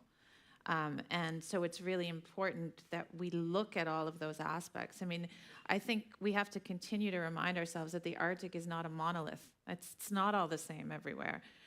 In the Canadian, you know, it's more than 40% of the territory of the second largest country in the world, and we have less than 200,000 people living there. And that's a very, very different context than what you see here. You still have challenges of supporting communities in the north, and I was talking to the mayor about that yesterday, but it's a very different thing than 200,000 people spread over more than 40% of the territory. So what is security for that kind of Arctic? Well, that is resilient communities, because those communities are the people who are there, who are seeing what's happening, who are the eyes and ears, you know, and we need to make sure that those communities prosper and work with the Indigenous peoples and integrate their knowledge into our responses. So yes, it's defense and security, but it's not what we always think of immediately when we think of defense and security. It requires a more nuanced approach than that. So that's, I think, what I would add to that conversation. Head of Mission Antarctic, you spoke about economic opportunities. You represent one of the largest economies globally. Where do you see the biggest opportunities?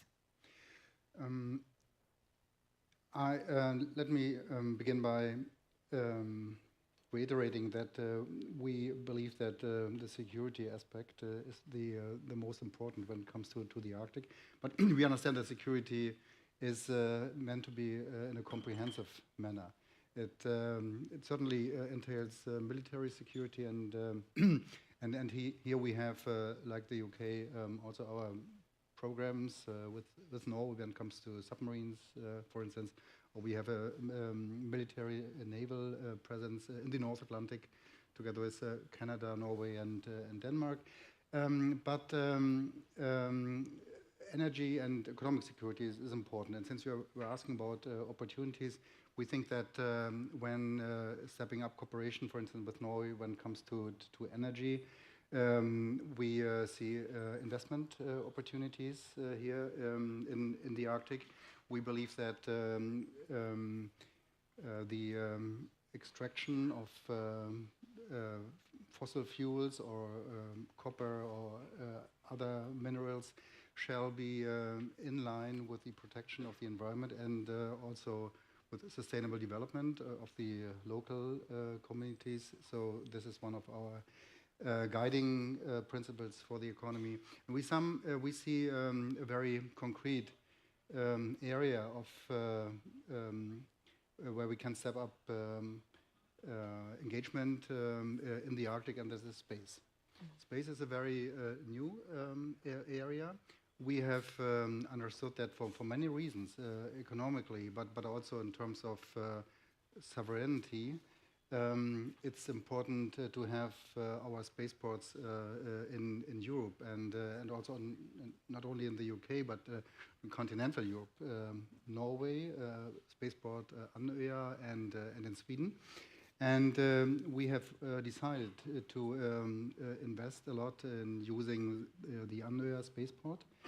We are preparing the second test drive of ESA Aerospace, which is a orbital rocket which shall transport satellites into orbit. And if successful, we intend to bring hundreds of satellites, both civilian and military, from this Norwegian spaceport into orbit. And this is the newest of our cooperation and with Norway, and a very concrete business opportunity. Ambassador Olufsen, managing shared challenges and opportunities, how is that work conducted currently in Moscow, where you're based? What do you mean for... How do you take care... How is it for you as the Norwegian ambassador to operate in Moscow right now? It's very exciting and challenging. Well, we all know that Russia went to a full-scale war. It has created a lot of instability and insecurity in Europe. And at the same time, Norway is a neighbor to Russia, and I think this community feels that more than anyone else. So an important part of my job is, of course, to contribute to us having open channels, because we need that, and I think even we need it particularly now when things are so challenging, you know, for risk reduction measures. We need to talk. So, I mean, an important part of my job is to keep those diplomatic channels open. Of course, we have no contact on the political level, but we do have, we speak with the Minister of Foreign Affairs very much on practical issues, you know, just to make sure that we have an embassy in Moscow so that we can be there, and a consul general in St. Petersburg, and in the same way as Russia wants to have their embassy and their consulate, so that we can be in the country and for our part really follow closely what is going on, you know, analyze, reporting.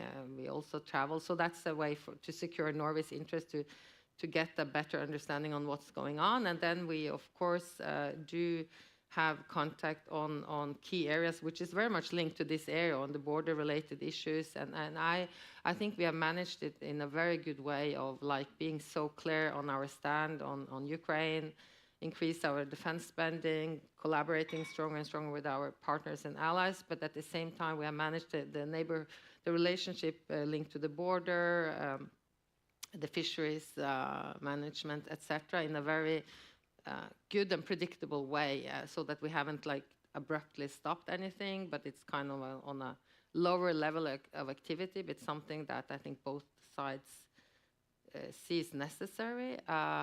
It's in both countries' interest, and I think that is kind of important to maintain it so it won't kind of deteriorate even further. So I think that we have managed. Of course, there is no activity, there is very little activity, but to have those channels is an important job, and so far among diplomats, I feel we manage.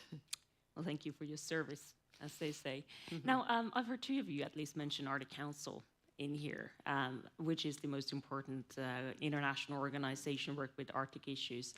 But are we in a phase right now where we see a reorientation of Arctic collaboration as we used to know it? And this is an open question, so whoever would. So we are a proud observer of the Arctic Council and have been that for 30 years. And we continue to work in several working groups of the Arctic Council. So it's also our interest of keeping channels open. Also, with regard to multilateralism, we believe it's important to keep up international regulations. For instance, when it comes to the United Nations, the Convention on the Law of the Seas, UNCLOS, or the International Maritime Organization, so rules needs to be respected. We are also stepping up our bilateral work when it comes to the Arctic, create new formats. Yesterday we had a meeting of all state secretaries of Canada and Germany in Berlin, so this is a new bilateral format, I would say. We are inventing new formats of bilateral cooperation with all Arctic states, with the exception of Russia. So it's also true for Germany that we have stopped all political contacts with Russia, and there's even in the research area where we had very close cooperation previously with Russia, there's nothing at the moment, and we are sure that there won't be any cooperation with Russia as long as the war of aggression against Ukraine goes on. Ambassador Baker, then Ambassador Thompson. Yeah, I can be quick. I mean, I would just say that it remains primordial. It's critically important that we have that structure for a lot of the reasons that the ambassador has already articulated. One more that I would add is that it's the states, but it's also the permanent participants.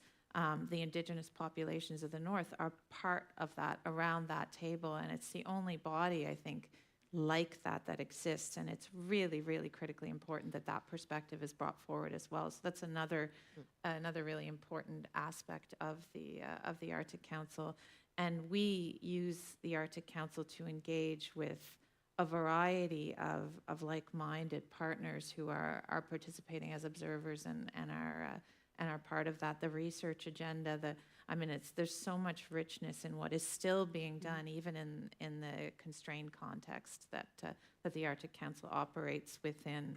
And the leadership has gone from strength to strength, I think, in trying to keep that going. A quick follow-up before I give the word to Ambassador Thompson. Besides the Arctic Council, do you see a reorientation from the Canadian side? I think, and this is a little broader than the Arctic, but I think that there tends to be an inertia in the way we use our structures and the way we as an international community go to certain meetings and end up in certain groupings. And if there's any opportunity or silver lining in all of this sort of global uncertainty and insecurity that we're facing, it is perhaps that we are now looking at how we engage with different countries differently. Our Prime Minister talks about the concept of variable geometry. Where do our interests align? In many cases, and I would argue in regard to the Arctic, always where do our values align? And who do we work with differently in different contexts that aren't necessarily the structures that we've always gone through? That doesn't mean those structures are less important or less useful, but it means that we are able to supplement those and complement those in a more nimble and flexible way when we need to ensure that we continue to push the agendas that are really important to us around the rules-based order forward. So that's how I would answer. Thank you. Ambassador. Yeah, maybe building on that.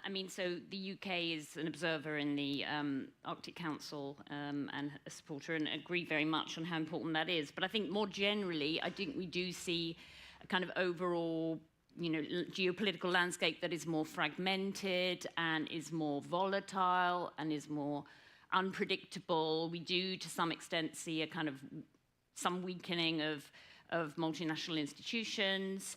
A kind of shifting of alliances, a kind of diplomacy that's more transactional sometimes, and international engagement that's more transactional. That does present challenges, but it does mean there's an even stronger role for diplomacy in diffusing tensions when unexpected things arise, and in cementing alliances amongst like-minded countries and like-minded groupings. And I think you do see some of that, particularly in this region, where you see organizations like the JEF, the Joint Expeditionary Force, which is the Nordic Baltic countries plus Netherlands and the UK, with the UK as framework nation.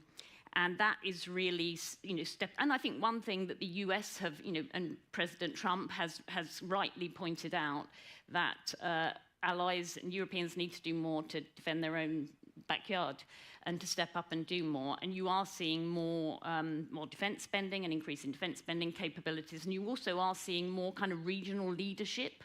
And I would put this area in that category. You see countries from the JEF nations, or the UK and Norway, or the Norway and Germany, in different, stepping up together and leading regionally.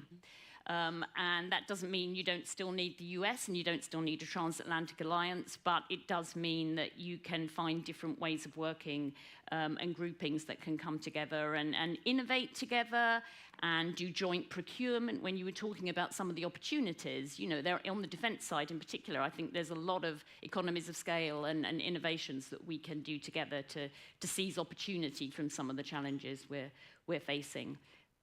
Increased regional collaboration, increased international collaboration. That brings me to you, Ambassador Olofsson. We've heard a lot about Russia and Russia's growing closer ties to China. Should we as allied and partners be concerned about this development? So just before answering that, I just wanted to add one small thing on how we, also the Arctic states, are working in Russia and in Moscow to try to share the knowledge we have about the Arctic and how we perceive Russia seeing the Arctic also with NATO states and like-minded, etc., so that we kind of can build more a shared knowledge and understanding on the region based on the fact that we know the region very well. And I think that's valuable for all of us. But on your question, we all know that Russia needs all these investments. China is quite expansive, and this has been a development going on for quite some time, so this is not at all linked to the full-scale war, etc. But My impression is that, of course, it's a relationship with many layers, from both sides, and we see the eagerness of China, especially in the research. But I would say that so far, it's a lot of talk, it's a lot of MOUs, and we see that also, of course, seen from the Russian side, they don't want China to be a dominant partner. So they, seen from the Russian side, they would like to see Japan involved, Korea, etc. And at the moment, that is not possible. So I don't think this development is going that fast. As I said, I think it's a lot of talk. I know they have signed things with India, etc. But the investments are huge, the needs, and I don't think we are there yet. Thank you. That is, in a way, reassuring from a Western perspective. Now, we've got about 3 minutes left of our session, and I would like to challenge you before we wrap up. You are diplomats, all of you, in a very challenging time. But what keeps you optimistic despite the times that we live in? And brief answers, please. Mm-hmm. Jan, would you like to start? Yeah, sure. What keeps me optimistic is that we are able to invent new forms of cooperation and discover shared interests among allies. Allies speaking about the Arctic states, with the exception of Russia. I mentioned space. Second example is possibly procurement, where we have big military projects, not only with Norway, but hopefully upcoming also with Canada. And the third is energy, where we where Norway is our most important energy provider, and we just had a high-ranking visit here from a Minister of Energy, and we are sure that Norway will provide energy so that the German economy can continue to flourish. And if we continue to go in reverse order, I thought that was excellent. I think this ability to get our act together when things are so critical, that we find new partners or strengthen current collaborations with existing partners, I think that's something that is very inspiring and important. Thank you. Ambassador Baker. I'd agree that the relationships are key, and I think what makes me personally optimistic is I see us moving from just reacting to everything that's happening in our world to acting, and I think that's a really, really important shift, and one that makes me feel a lot better about all of the things that are buffeting us from all sides. Ambassador Thompson. The same. You only have to look at Ukraine. When you see when a country is really under its maximum pressure and threat, existential, even the biggest challenges you can possibly imagine, look at how the response is, look at how Ukraine has innovated, now leading the way and showing us how to do a lot of these things, finding solutions, working with partners, finding friends. That's where the hope lies.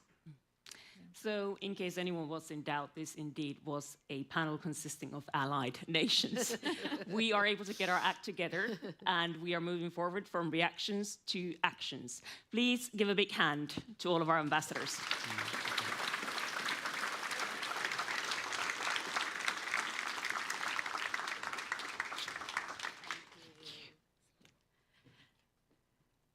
Neste panel heter Et livskraftig Norge i nord, politikk og realitet, og den blir moderert av NRKs Tone Sofie Aglen. Men før hun kommer på scenen, så starter vi med dagens keynotes, og det er en glede og en ære å introdusere kommunal- og moderniseringsminister Bjørnar Skjæran. Great to introduce Bjørnar Skjæran, the Minister of Local and District Affairs. Hjertelig takk skal du ha, og Thank kjære you alle sammen, so much. I fjor høst, Dear så everyone, var det 80 år siden sovjetiske last styrker autumn trakk seg it was tilbake 80 years fra since Øst-Finnmark Soviet etter forces frigjøringen ifra pulled back from nazistene. Finnmark Siden after da the har liberation from Kirkenes the hatt en helt Nazi spesiell rolle After that, Kirkenes has had a special role as the city that is closest to our big neighbor in the east. After the annexation of Crimea in 2014 and the full-scale invasion of Ukraine in 2022, our relationship to Russia has changed completely. This conference, therefore, has become even more important, and thank you so much for inviting me. It's great to be back in Kirkenes. Last time I was here was in February. Prime Minister Jonas Gahr Støre has chosen a fishery minister from Finnmark, a North area minister from Nordland, me as Minister of Local and District Affairs. The North is the most important strategic area, and I haven't noticed once in government that the fishery ministers or the other ministers' engagement is less than mine.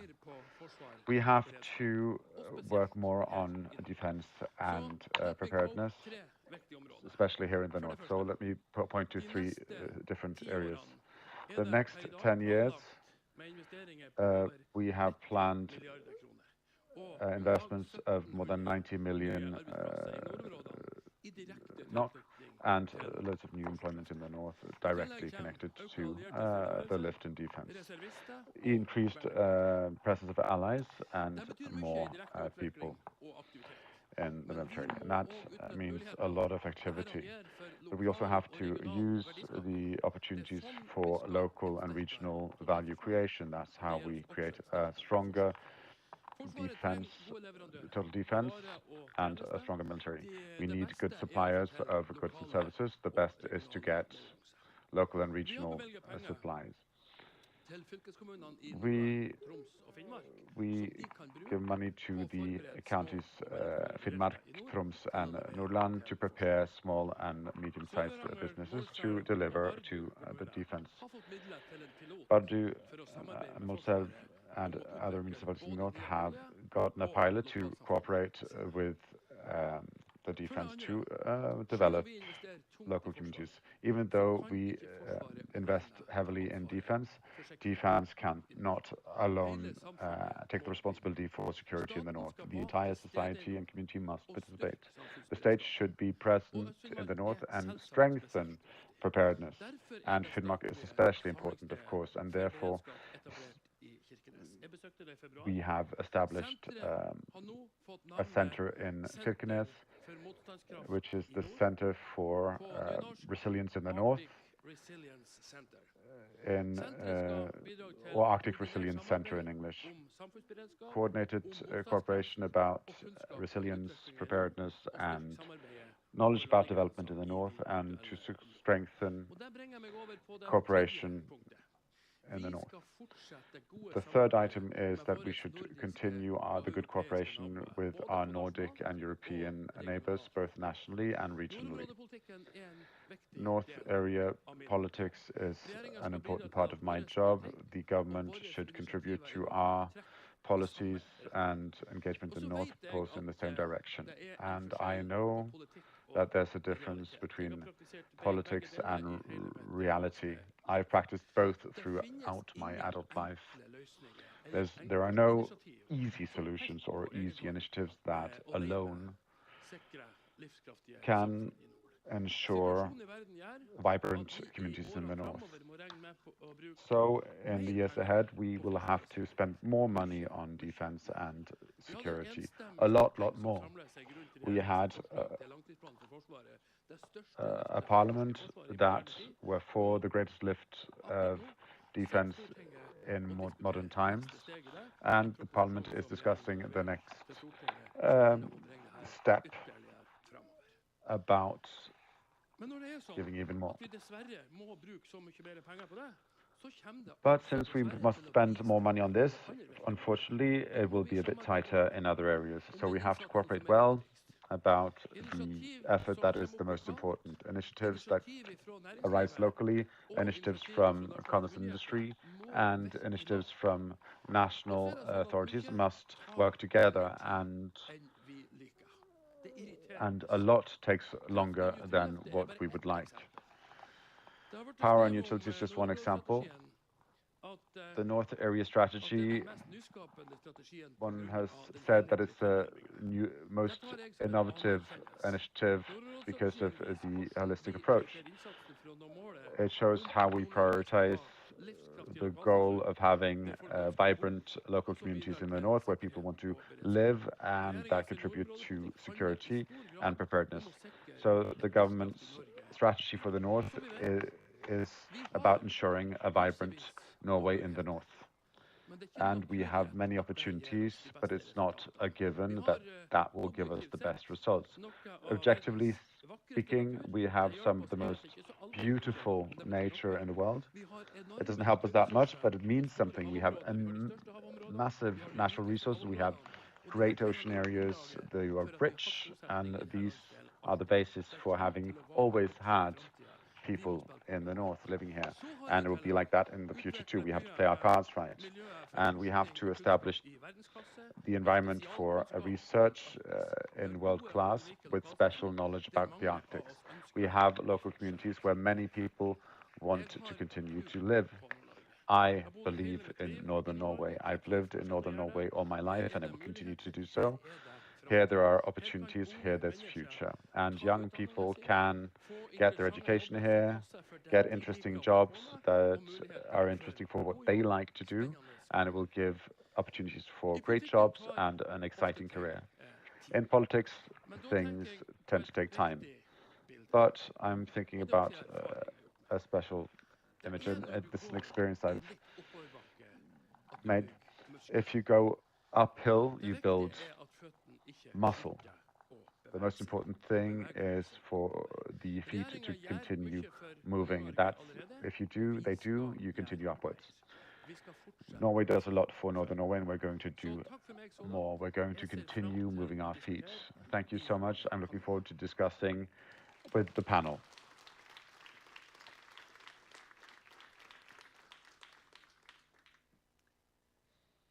That was a vibrant Norway in the north, politics and reality. Thank you, Bjørnar.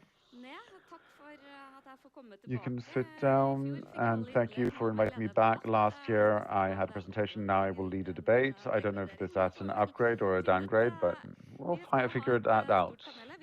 We're going to have a big panel here.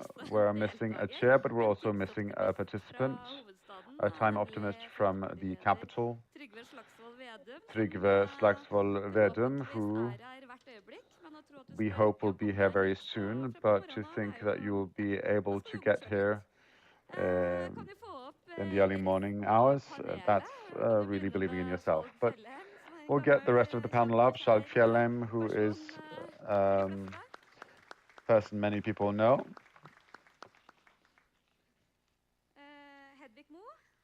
We'll get up Hedvig Mo. Welcome. And last, or second to last, Jonas Stein, Vice Rector of the Arctic University in Tromsø, and many other roles. I thought I would start with a quiz, but since the time optimist is not here yet, I think we have to go to the core of our conversation first, and politics and reality in the north. And Bjørnar, I have to say that you had a pretty optimistic approach to northern area strategies. You called it the most innovative thing people had ever seen. In the last few days, I believe I've heard words as it's far between words and action, empty words, nothing happened. North area strategy hasn't worked, and also the word area strategy. Why do you think they have that beyond things? Well, it depends on who's looking, and I know what it feels like to be impatient about the state delivering on the things you want the state to deliver on. And I mentioned that things take time, and I noticed that you have noticed that I've made a narrow choice in who I quoted in the north. Well, there weren't many children here last night. We had a change of government in 2021. before the change of government, we did not have any projects, structural projects in Finnmark in a national transportation plan. Kløfta, Hammerfest, before that, we had no plan to build 420 kilovolt line 2, and we're preparing the line from Lebesby and to Seidalsfjellet. So yes, things take time. But when the mayor from Høyre criticizes me, I don't take that too heavily because they have work to do in their own party. And of course, they can have expectations for us. That's perfectly all right. Perhaps there might be a Labour Party politician who has had a views on that. Perhaps, Charles, you can fill in the blanks here. Well, Northern Area politics started in 2005 when Jonas Gahr Støre had a speech in Tromsø. That's when that was launched. I think that many people in northern Norway thinks that it's about new instrument packages or measure packages that have come from national states through many years, and perhaps one cannot see that this was there was a strategic framework, that this was a strategic framework for Norway in through some years. But this is a story about expectations that that one has not lived up to, and the power situation in Finnmark is in contrast, in such harsh contrast to what we hear about Northern Area politics in the discussions nationally. So I'm a bit afraid that what happens concerning power and energy in Finnmark, it's a serious trial of trust between the population and the nation, the state. This is part of the country where one has traditionally spent a lot of time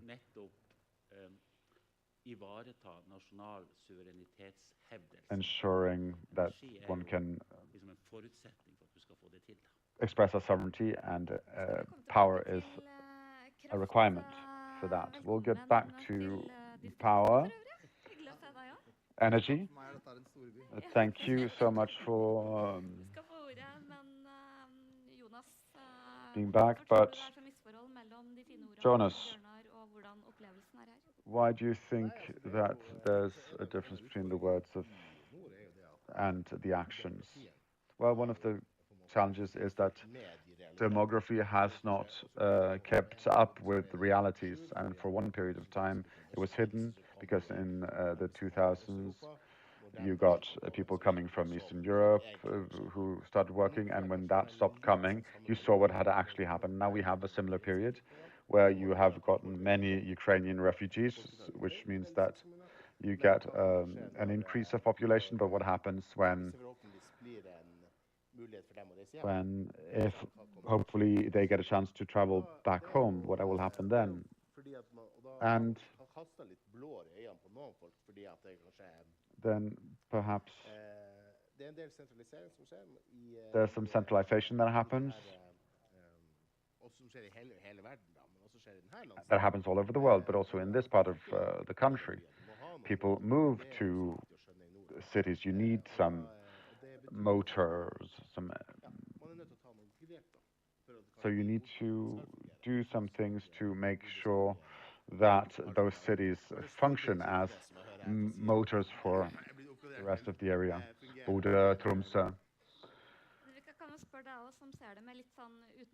So, what about you? How would you assess this,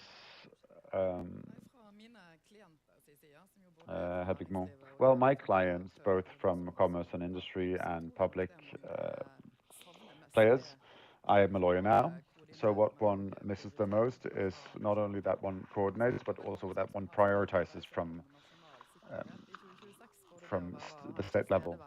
We're talking about national security in 2026, having infrastructure, having people here. Focusing on that is signaling that this is Norwegian, this is us, we are here. That's part of the resilience and trying to stop a war. But it's also part of the strategic competition. There are many nations that are close to the Arctic, Brazil even wanted to be included in the Arctic Council. So people who are our friends and traditionally people who are traditionally not our friends, how are we to navigate to have that presence and also prepare to supply from civil sides in times of war? And we can coordinate and interact, but at some point one has to make decisions. And foreign affairs and security policy is not something that the mayor in Sør-Varanger needs to work on, but that's something that those are national questions. I think my clients from various points of view, they miss that the most. Good strategies, good words. One cannot disagree with what is in the total preparedness report and the Northern Area report, but it's difficult to see how that will be implemented, though. Now we have Trygve here, and we have Bjørnar here also. We have two of the politicians in the country who compete the most about understanding the districts the most. So I have a quiz for you. And none of you know the answers. The others should know the answers. You had a valid absence, so you said that you were bothering the Prime Minister about energy politics. Well, I didn't bother him, I just asked how to discuss it. Well, we heard that the Youth Council in Finnmark challenged politicians on what they thought were the three most important things for them to want to live in Finnmark. Now, you can guess what you think those three things are. Employment was probably important if they were affected by the last report from the Finnmark, County Finnmark. Then I would say maybe tax was important, and if they read Nordmannsutvalget, they would say that measures directed at individuals would be important. Is that your response? It was the Youth Council. I'm just saying that. I was thinking perhaps they'd read some reports. I've been in a Youth Council myself, so very often they do their reading. Bjørnar, what's your response? I think that education is one thing. Oh, that's clever. Well, that was clever. And I think that Trygve cares more about that than it sounded. And I think they care about what they can do on their free time. And I hope they've noticed the calculator that I launched in February that says something about how much you can actually have left for other things if you decide to live in the north. You're crap at understanding the youth. But hopefully you will. The first thing was housing. Not only money for housing, but more smaller flats. Not everyone has the money to buy a big house. And the other thing you should have understood, cheaper flights and more flights, because they want to go to Oslo for concerts without being ruined and be back for the panel on time. Yeah, that sounds important too. And the third thing they brought up was, you always speak about the study loan and the support. Lots of people have jobs where one doesn't study for years. They want more for vocational studies, for example, in terms of taxes. Oh, great. Okay. Interesting.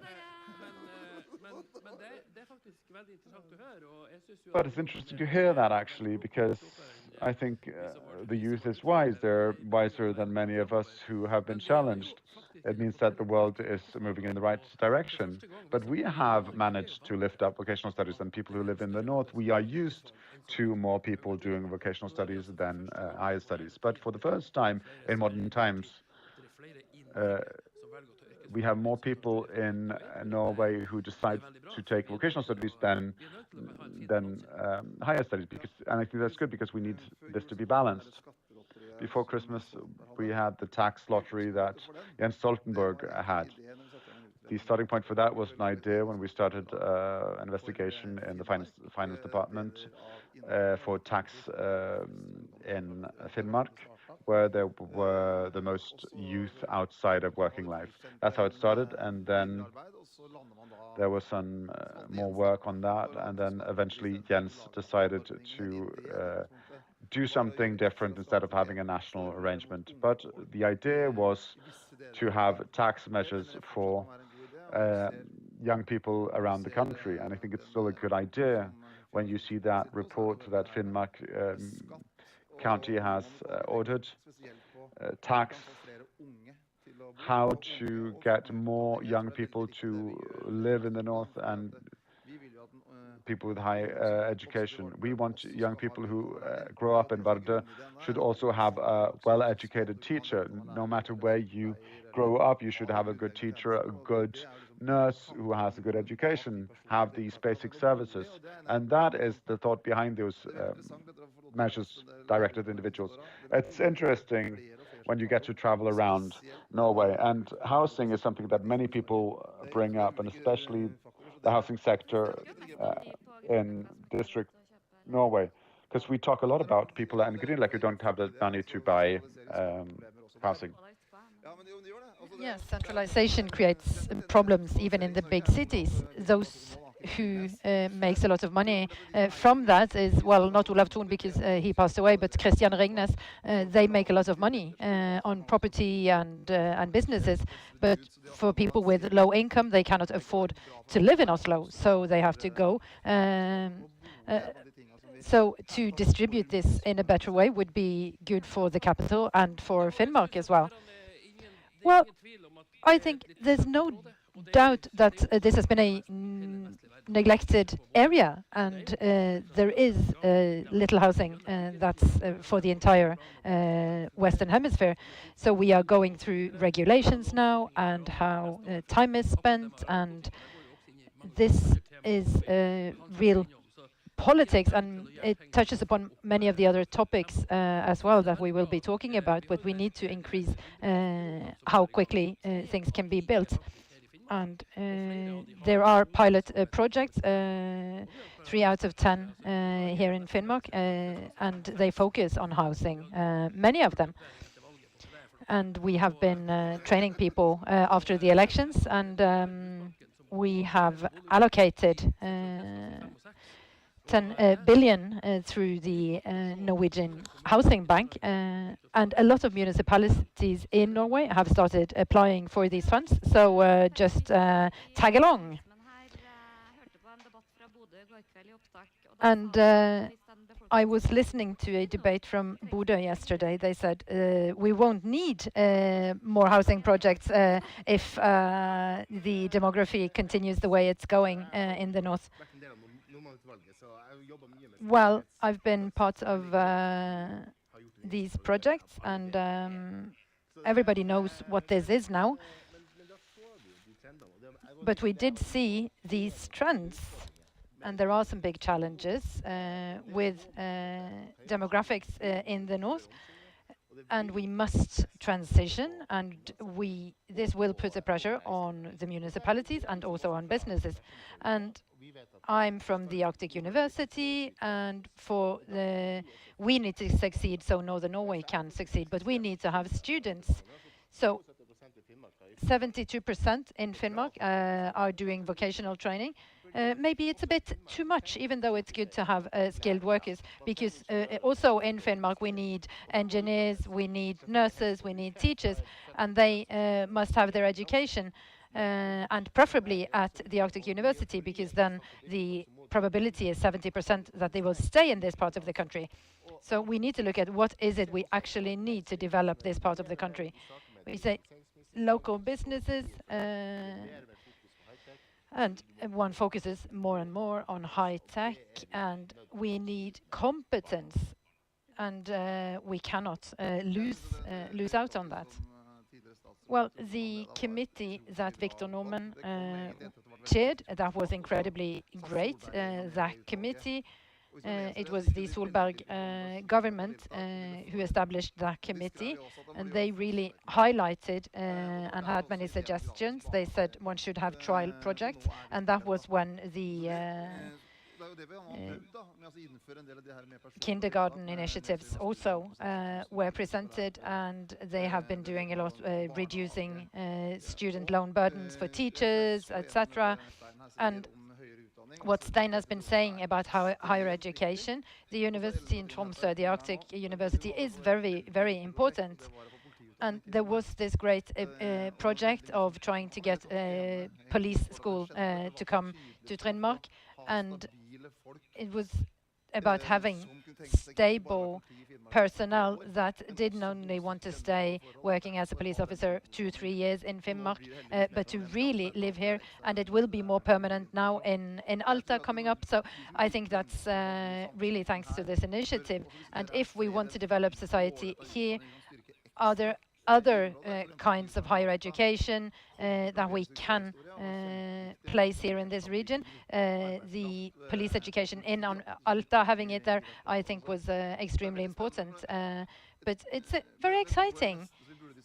I think maybe the next thing we should be discussing, because tax-wise, it's been very important not to have taxes on employment, but industry is becoming more capital intensive, because previously we had more people employed per million earned compared to now. And 18.5% is the private taxation in Finnmark. So to keep up the effects of taxation in Finnmark, we should go even further and look at company taxes even, because in 20 years there will be even more capital per person employed. So if there is no tax on employment, that will be, relatively speaking, less important. So I think company taxation is the next thing we need to study. So make it a bit more profitable to invest in companies in Finnmark compared to elsewhere. Total defense and national security is part of the basis when we make these choices, and when we of course, the military aspect, we must stop attacks on the border, like was said earlier on, but we must also de-escalate the crisis and prevent war. And to do that, part of the instruments that we're talking about now and the results that are the decisive ones, because it's like at the edges of civilian society is where we can have the real preparedness. So it's not only about supplying services. Of course, we need to do that in crisis and war, but to do that, we need to have a flourishing commercial life and a population that thrives here. So I would like to see the arguments and the prioritizations on a national level, how these are argued for. I think it's time to consider how, to which dimension we should prepare for these, not only in the defense initiatives and long-term defense plans, but how should civil society face these challenges. And that's a lot broader than just collaborating with the armed forces. How can we do this transition? We need to look at the bigger picture, where people, education, presence in the High North is extremely important, precisely for this strategic competence that I mentioned earlier on. I want to go back to defense and security, but without letting go of this aspect of both money and education, because one thing that has struck me with you politicians, you said there should be free kindergartens in Finnmark and Tromsø. I thought like, oh, okay, well, yes, finally one is thinking along preparedness lines. But now kindergartens are almost free if you live in Frogner, the best part of Oslo, and you earn 2 million a year.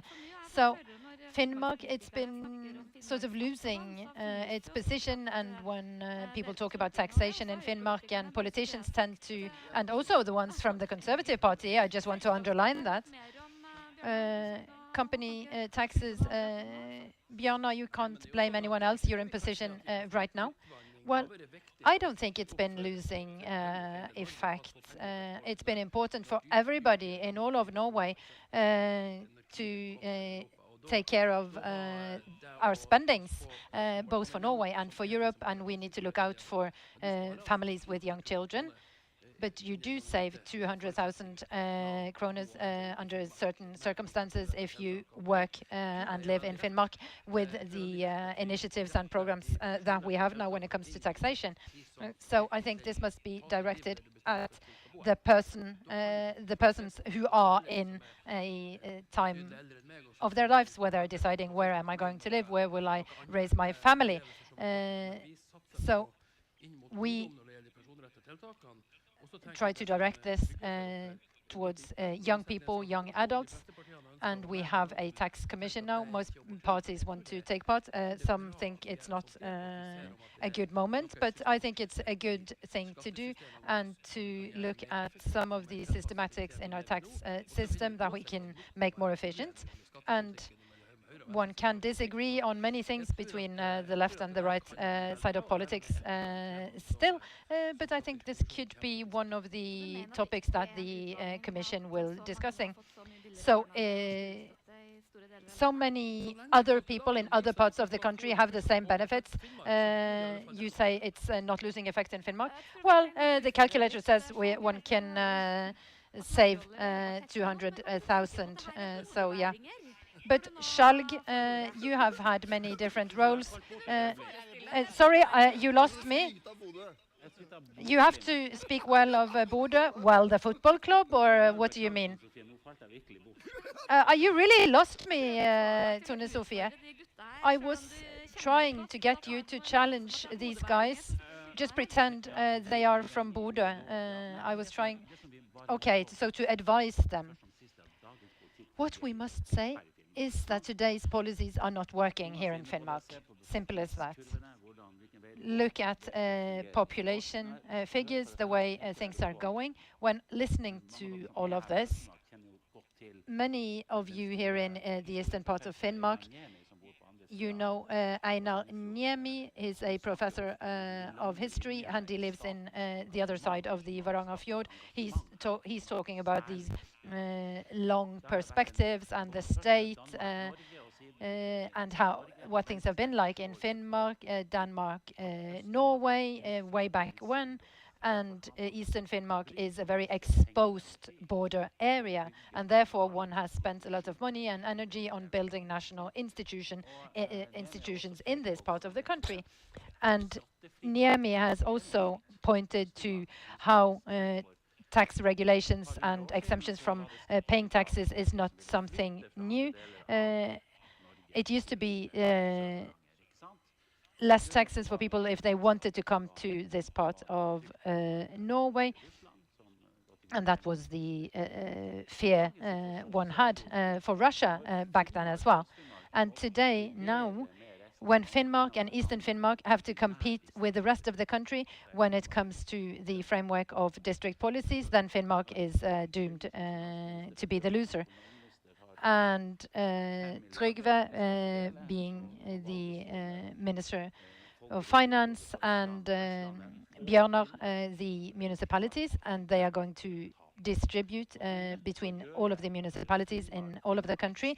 Finnmark will lose. Finnmark has to be considered something extraordinary. It must be something extraordinarily important for the nation state.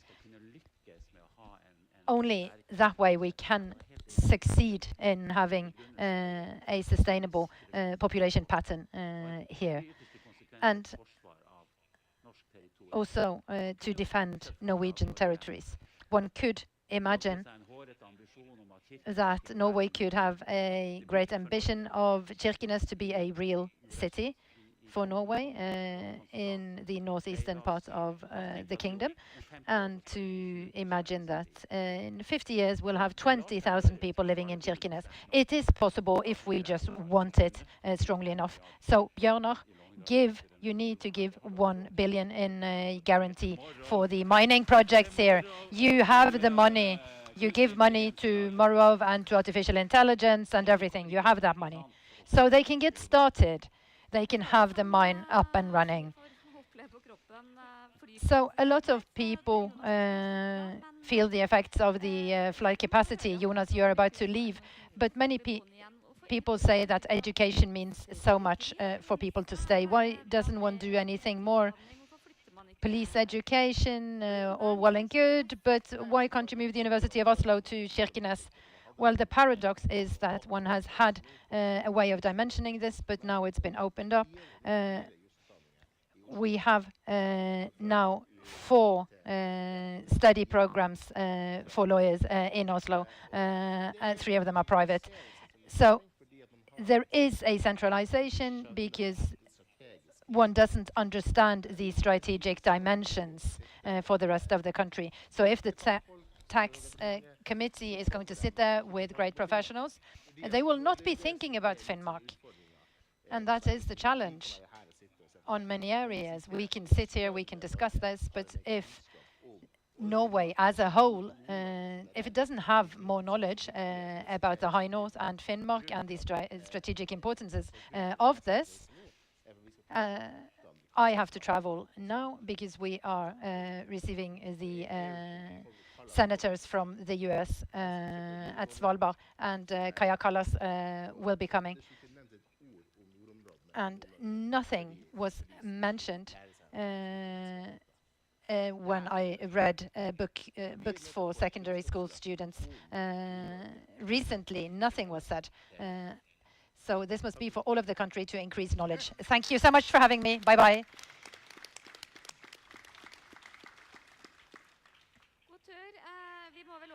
So, safe travels. We need to move to what I've called the reindeer in the room, and that is energy politics. So the big mystery, even though you say, Bjørnar, one should walk slowly uphill because one builds muscles, but why are things so slow? I think that history, if you look from post-war times and onwards, we built out energy plants and a lot of hydro electrics, and then we had the civil action and demonstrations in Alta, and it hasn't necessarily been intentional, but under different governments and different majorities, we have developed the area and energy policies. So more groups have a say in this and different ways of saying no. So we need to go through what is actually going on in this area to speed up. And I will be addressing Parliament in a complete and integral way. And I know that the Minister of Energies wanted to look at a fast-track line and what has to do with the power grid, but also the energy supply. We should have seen all of this coming 20 years ago. So fast track is a very popular word among politicians. I heard several people yesterday who were shocked when they heard that one cannot grant licenses for new industry due to the energy supply situation. And people here, they know about this, but for the rest of Norway, it's like, okay, but you're dying then. You will become a museum. It's very hard to understand. Can we not grasp that we are in a completely different security policy situation? Well, that's why I want to do what I'm referring to. This is a new situation, but we must also understand it should be cross-political, across all parties. I mean, this is something we should have seen for the last decade. So there is a lot of responsibility also within the Labour Party for all of this. How can we move from this? So politics must do whatever it can. It must be quicker, better decisions. And we must also do this in such a way that it doesn't stop in the legal system after. So we have seen this lately. Erna Solberg, when she was the Prime Minister, it was the Fosen case, and Supreme Court made a decision that the politicians must deal with. And then we had this served upon us just after the new government was elected, and the last word has not been said in that matter. So we are in a democracy, and we have our legal system, and we must make some wise and good political decisions that can take us into the future, but we must not challenge rights in such a way that we will only have to face this in the legal system afterwards. So There was a challenge for you from Skjalg earlier on. We are waiting for a mine that could create 300 to 400 workplaces, and the world hungers for minerals. And for sovereignty, it would be a good idea. Should one pay out the money that they are lacking? Well, when the Minister of Commerce, who spoke like she did yesterday, I cannot go into this very process because it's an ongoing debate how to do this. But I'm sure of one thing. We need to succeed when it comes to having in place the establishment of this mine again. And this will have side effects. It will create thousands of workplaces. And that's one big step towards what we want to do. And it's a very relevant and very exciting way of thinking. And what the exact figure should be, we can discuss it eternally. But to make a plan for how this city can be and should be, we must do it. And Hammerfest was in the same situation until the Labour Party actually took some measures. And then there's been this big battle of the enormous investments going on there now. And I'm so happy this landed in such a way that people can still trust in authorities. We must have really great ambitions. We must have the mine in place. And it depends also on enough private equity that really wants that to happen. That's the most important thing. Well, it seems to me that we all agree that national security and the national state in Finnmark and the rest of Norway is very important. My clients and I feel that too. Everyone agrees, and we're supposed to talk to each other across sectors with various ministers, and we're going to coordinate. But who is going to say that here national security is more important than other things, and it's the Prime Minister and the government who has to do that as the system is now, but based on sector-based players and interests. I miss that one is able to use what is central, whether one is hurrying up or prioritizing or setting aside money, because currently it's difficult to see how civil side and the total defense decision structures functions. That applies from the very lowest places to the very high. We're talking about energy and the grid, but also when Helse Nord has to decide, shall we help the one who has a heart problem in a local area, or shall we prioritize the military? That's demanding, and it's not only in a crisis situation, that's also where we are today, and how we relate to coordinated use of resources, buying things from Chinese suppliers, how to prioritize tax, national security. Everyone decides, believes it's important, but who decides that it's more important than other things? If national security is the most important thing, and we have to choose this supplier, and everything else says that we should choose the other thing. So national security is actually more important. Perhaps there should be, maybe we're at sustainability 2.0. The green is still with us, but perhaps the green shift 2.0 and the military side, but also the blue part, which is the total defense, that we have to talk about that more clearly, and we have to make decisions. Is it your opinion that thinking about sectors, thinking through from the point of view of sectors, is the reason why they work slowly, the politicians? Well, I work in various different sectors where other international companies want to buy a Norwegian company. Of course, that's sensitive when it comes to security, but it's not defined as a security-sensitive sector, the area where it works. And then we try to figure out if the international buyer can buy that company. And we see that they are connected to China. It's very difficult to figure out. We spend years going back and forth between departments and various authorities to figure out if that's possible. And it's a problem in commerce industry in general that we can also see up here. I think the sector-based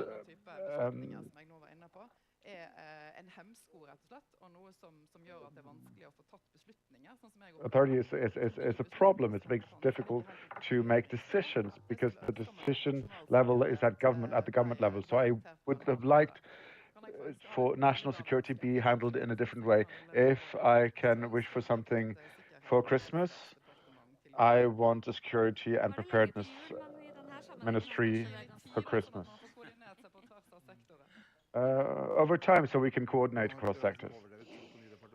Well, you have too high faith in a new ministry, but I think we'll just think more sector-wise if we have another department. It's a political battle also. You can say what you want, but there's always a battle about, there's always a lot of talk, how much should we spend on Hurtigruta? There's a battle about that. Too few passengers, blah, blah, blah, so we should spend money on something else. There's a lot of discussion about small airports and small planes, so we should downsize the offer.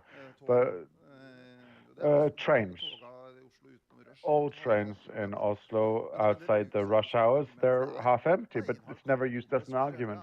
So there's a lot of fighting for resources. That's how it is, whether one likes it or not. But fortunately, I think there's greater political understanding now than before, and I think we've managed to do good things. But the most important difficult thing, energy. I think it's impossible, the goal that the government has for the wind power they want to build, and I'm afraid that the energy minister has dreams too much of it about it, so it's built on an illusion. So when society has already invested so much in Hammerfest, then we have to at least finish that, because that's there already. You have invested. The Norwegian society has invested in this power plant, so you just have to decide that that power plant should continue. It's fully possible, and then of course afterwards you can, the government could say there should be to Statkraft, blah blah blah. You could figure that out, but it's fully possible if you want to do it, and that would cover a lot of the need for energy, and that's a pure political decision that could be made. That the government pushes that away into the future, that creates uncertainty. One should very soon decide that one should start operating again to create security when it comes to energy in the north and Finnmark. And I hope that we manage a majority in parliament for that, because in 2-3 years we will need it anyway, so we might as well do it now, right away. And it's very cheap. The investments have already been made. I think that if I ask Bjørnar, the energy minister is not here. Well, it's a political responsibility, because building power plants and energy grids takes so much time. So, and that's what energy security is based on, Alta power plant and wind power. And that won't happen. Nothing indicates that it will happen. Then we have to ask ourselves, do we have other instruments in our toolbox? Well, yes, there's a building there already. It's ready, and I think we should start operating. Well, yes, we see that the wind power building won't be as big as one expected, so that power plant needs to continue, and the government needs to discuss this with Equinor to come to a conclusion there. And it's perfectly possible if one wants to do it.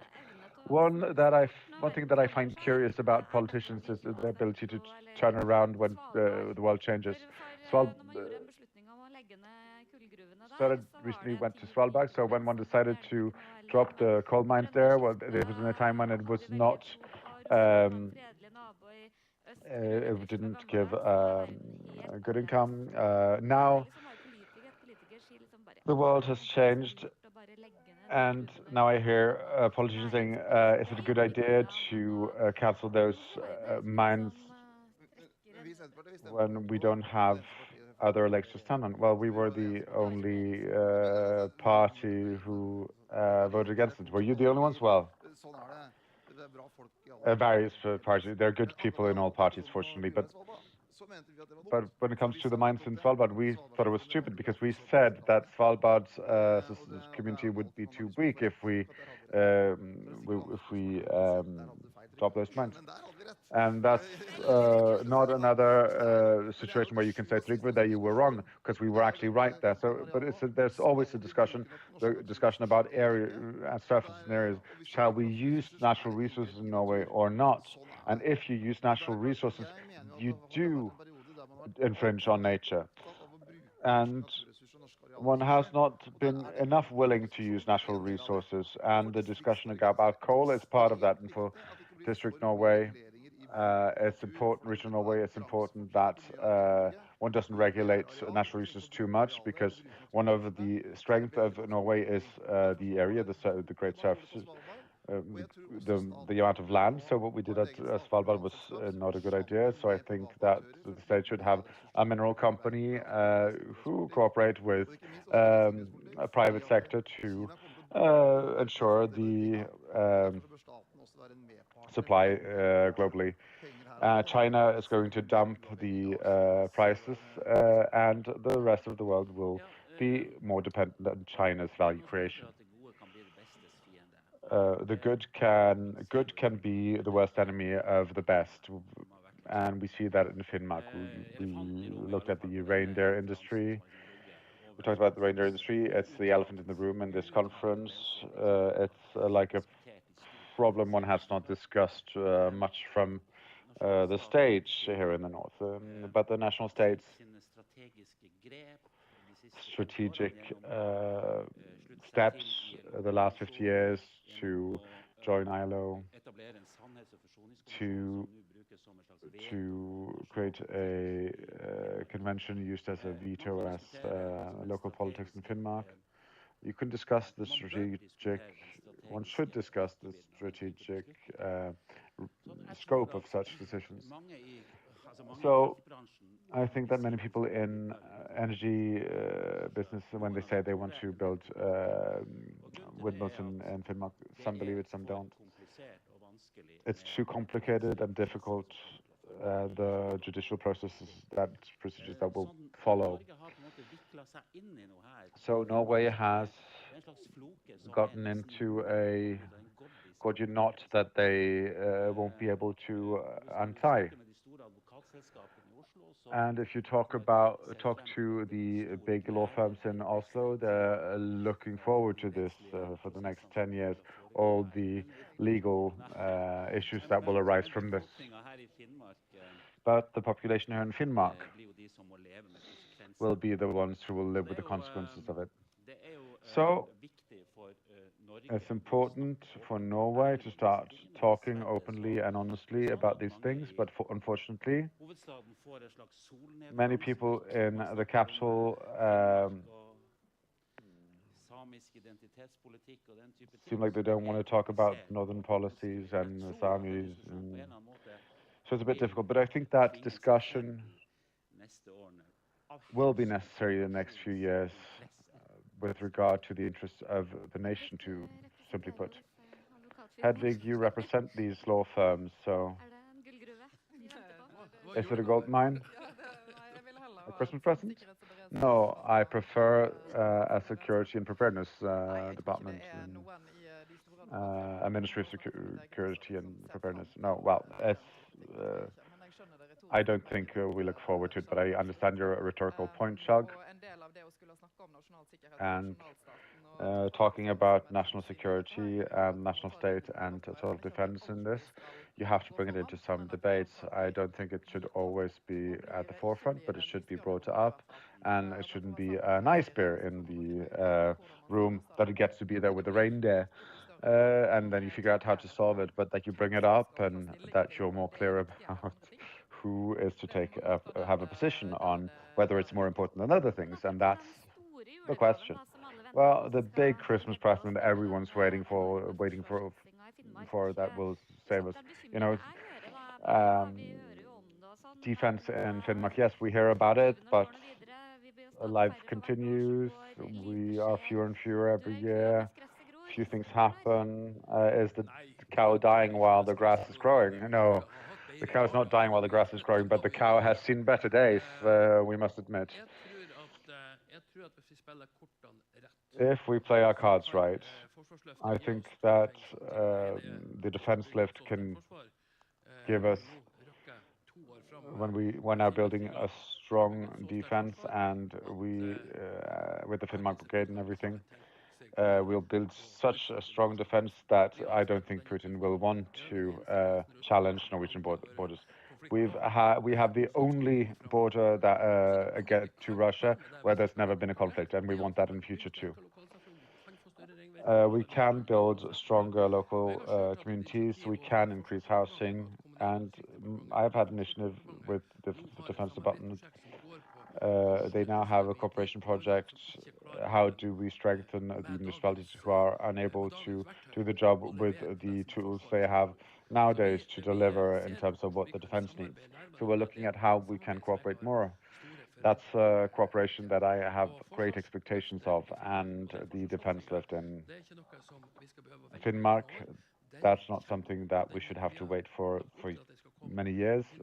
It's coming, and Finnmark's brigade will be up and running 2 years more than the plan was. And there's a dramatic backdrop to this, but why we have to do this, but we'll get something out of it, and that will mean something for Eastern Finnmark, because of course there will be different divisions who will be in this area. When it comes to security policy, it will be important. There will be a lot of defense, but there will also be preparedness. I agree with Bjørnar, but I want to add 2 dimensions to it. One thing is that one has to change the acquisition politics of the military so that one can buy things locally, because that's exactly part of the total defense, because you create, you make things happen locally, and then the military has a greater influence on good development. And to make it more attractive for families to move here, we need more administrative jobs around it that would make it easier to start living here. It has to become family places and not only a place where people travel to for work only.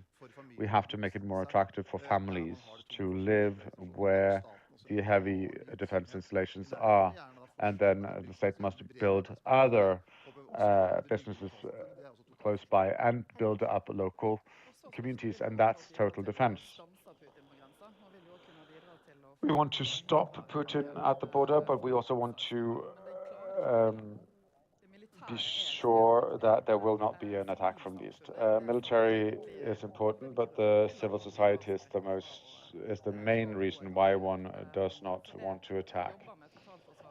So working on total defense, looking on having a presence, commerce, industry, show that it's ours. It's very important in the future, so that the total defense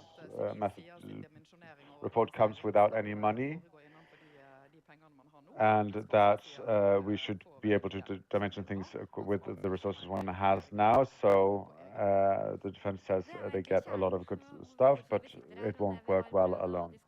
And that's the core. That's why we're here. That's what we try to discuss, not only in this panel, but through these 2 days.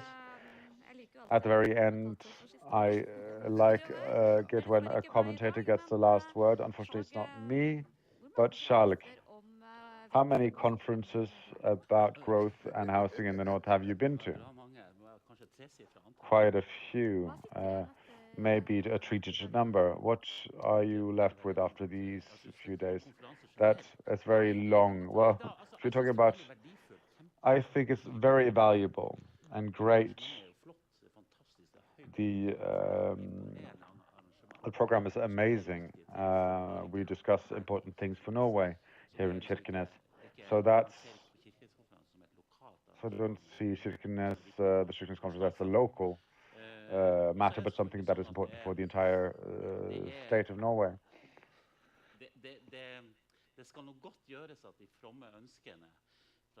But the the wishes from this conference that they become politics very soon, that's maybe too much to ask, too much to expect at least. What I think about Finnmark is that it's the interesting thing about Finnmark in the time ahead will be to see where will the voters in Finnmark ventilate their frustration. Yeah, their frustration. Because I went around Finnmark for a period of time, and there's a lot of frustration among the people, especially when it comes to energy and electricity. So that will be a test between the national state and Finnmark.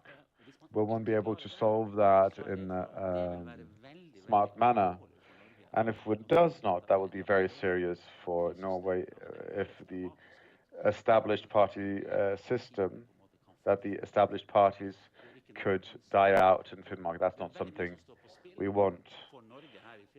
So a lot is at stake for Norway here in Finnmark, and there's a lot of responsibility on the politicians who have to solve this. I hope you succeed. And yesterday I learned something new. Political tourism, politician tourism, and Kirkenes is an epicenter for politician tourism. And so let's just hope that that bear fruits. Thank you so much for this conversation. Huh?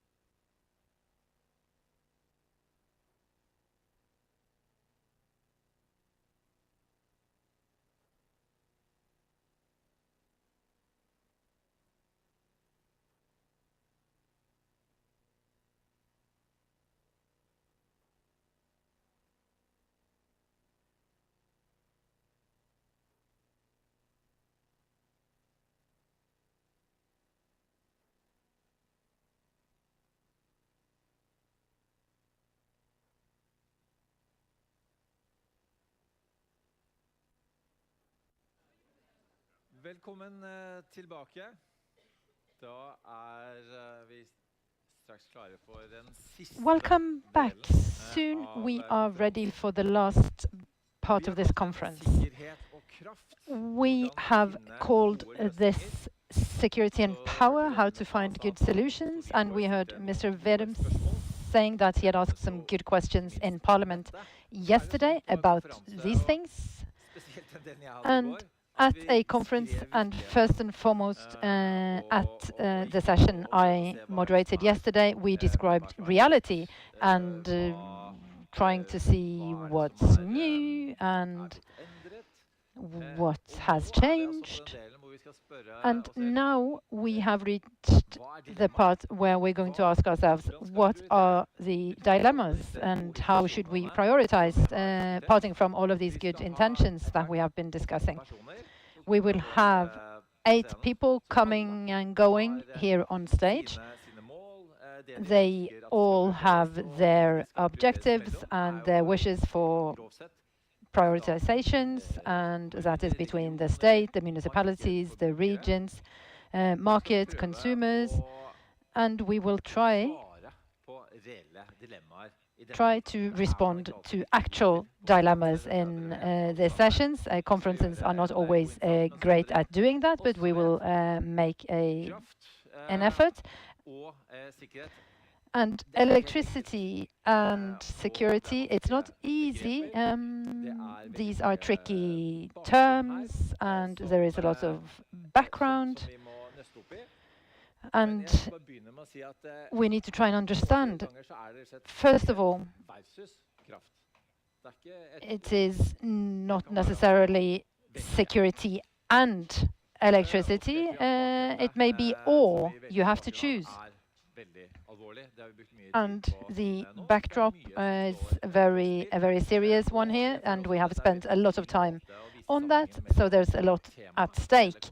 And this brings together both our everyday lives and the global aspect, which is precisely the topic of this year's conference. So, first of all, I wish to give a warm welcome to Sigurd Rafaelsen. He's a representative from the Labour Party. Mayor General Elisabeth Gifstad Mikkelsen from the Norwegian Defence Estates Agency. Hals Jakob Bøhner, he's the county mayor of Finnmark. And Tore Langeland, he's the CEO of Statnett.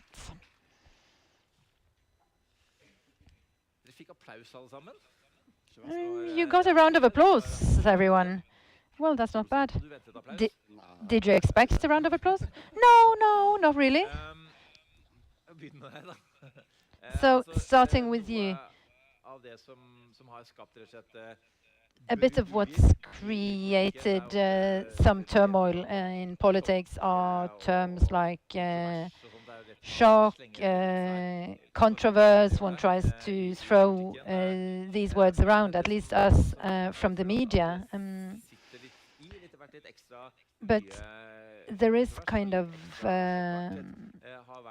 these shock effects and the controversial aspects, and that's due to decisions from you at Statnett when it comes to the energy situation north of the middle of the Nordland region, if we can be not very precise.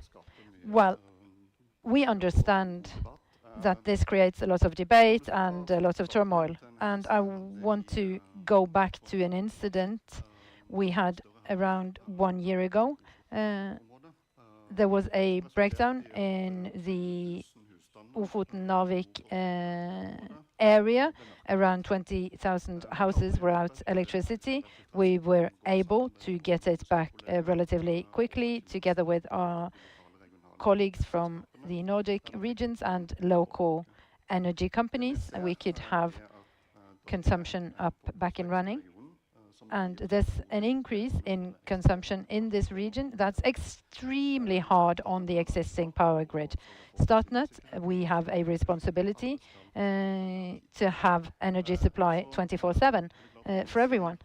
And of course, when we see these difficulties that we are now seeing in this region, we must keep in mind what has happened until where we're at now. In this area, north of the Svartisen glacier, there's an increase of 60% that will be connected to the power grid. An increase from 4 big industry clients, and this that will increase to 12. So there needs to be a huge step up in this region. We will have a 60% increase in the total burden on the system. And security and power, or is it versus? I feel secure that without energy supply that is up and running and safe in the north, we cannot have a defense or preparedness. And at NATO's top 7 list about the functions that need to be in place to safeguard good preparedness in Norway and the rest of NATO, energy supply is number 2 on that list. So this increase in consumption, what causes it?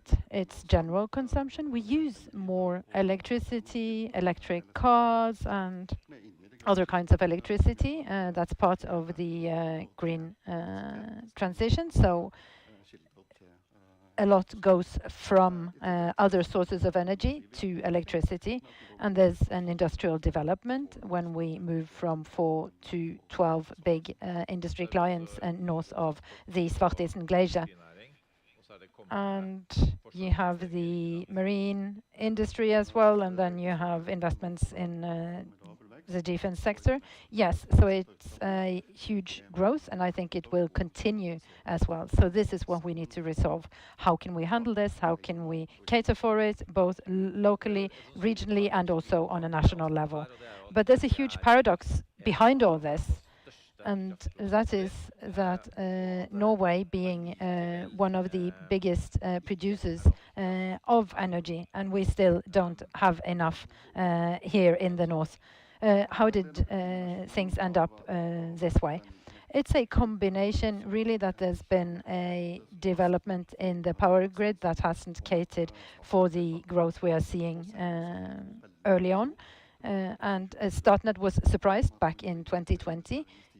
We are going into an investment decade due to the green transition, but also production. In all of this, Norway has a great advantage in terms of total defense, since there is a lot of production in different parts of the country. But we are now in an area where there is little of that production.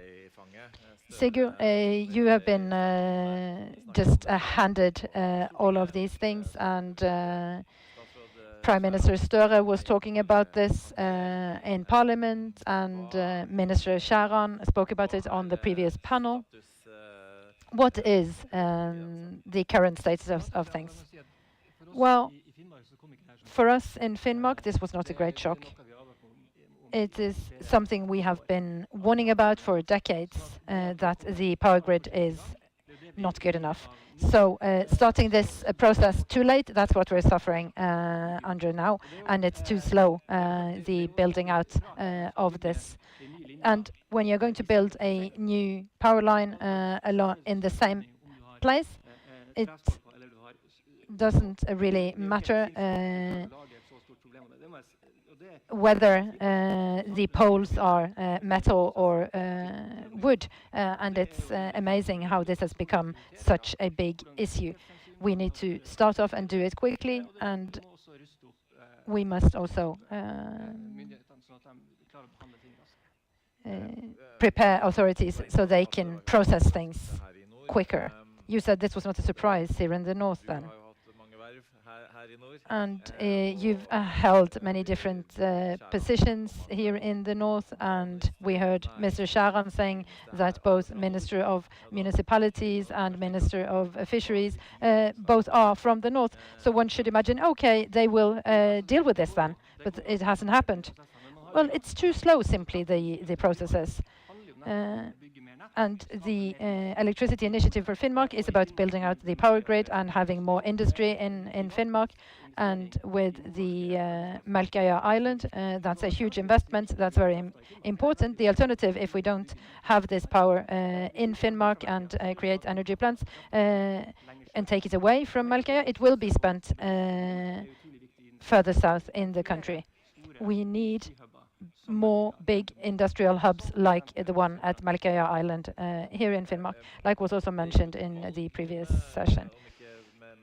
And you promised during election campaign not about Melkøya as the most important case, but as a part of this. It was an important matter. Looking back, was that wrong? Well, my strategy in the election campaign 2023 was to not talk about wind power, but that was the only topic we ended up talking about. But of course, it's part of the system, and it creates workplaces locally and regionally, and it also gives room for taxation on a local level that gives room for better services in the municipalities. So this Norwegian model, when we use natural resources, we give something back to society. That's incredibly important, and that also facilitates so one can take this responsibility and build this out for society as a whole. And we must build out the power grid so we can develop more and produce more energy.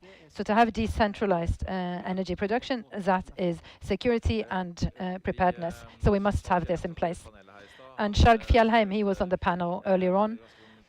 He has written quite this angry, well, everything he, all of his comments and opinion pieces are angry in a way, but this was like a humorous kind of thing that he wrote in this opinion column, that the power and energy initiative is incredible because the wind power industry doesn't believe that the plants that are needed will be built. Well, one has built wind power plants in different parts of Finnmark, Kjøllefjord, Båtsfjord and others, and it has been completely fine. And there's been no breach of international law related to this. This hasn't happened, even though we have mines in South Varanger, we have hydroelectrical plants, and we have wind power plants. So there are many municipalities that are positive when it comes to building out new energy production plants. So even though he, as an opinion columnist, he wants to make some points and point at things, we must also be able to see that, okay, there are things that are going well and one can work together, and we can really do this. So Elizabeth, the question is, how vulnerable is one in the north when it comes to a crisis in energy supply? Well, when it comes to the supply of electricity, Statnett must help us with that, and we work very well together. But the situation is something more beyond that. The previous chief of Home Guard, we focused on Finnmark and the demographic development. It wasn't sustainable when it comes to security for Norway, and they started to have their own conscripts for the Home Guard in Finnmark, and that is to have them spread out all over Finnmark, to have local knowledge and to actually know this region. And the system is a vulnerable one, and we can also look at this now because we are trying to build we want to have energy, but for small and medium-sized enterprises, they must help the contractors, and all of them need the energy supply. So it's extremely important what was really specified from Hedvig on the previous panel, that Finnmark is important for Norwegian security, and to reaffirm this from on a national level, I think is very important and crucial, and one must maybe prioritize in different ways for Finnmark itself to have this security. It doesn't help with a lot of funding if you have no support for what is needed to transform this funding into action and to have the energy we need. And like was said earlier on, this takes time, right?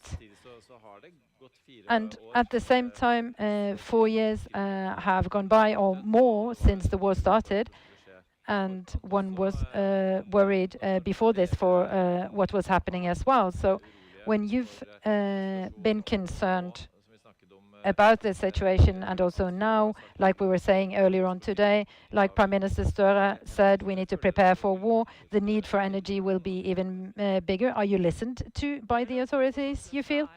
Well, the defense initiative, I think that's the way our advices and opinions have been listened to. So yes, but one must also prioritize the civil sector because we need to work together, all of us.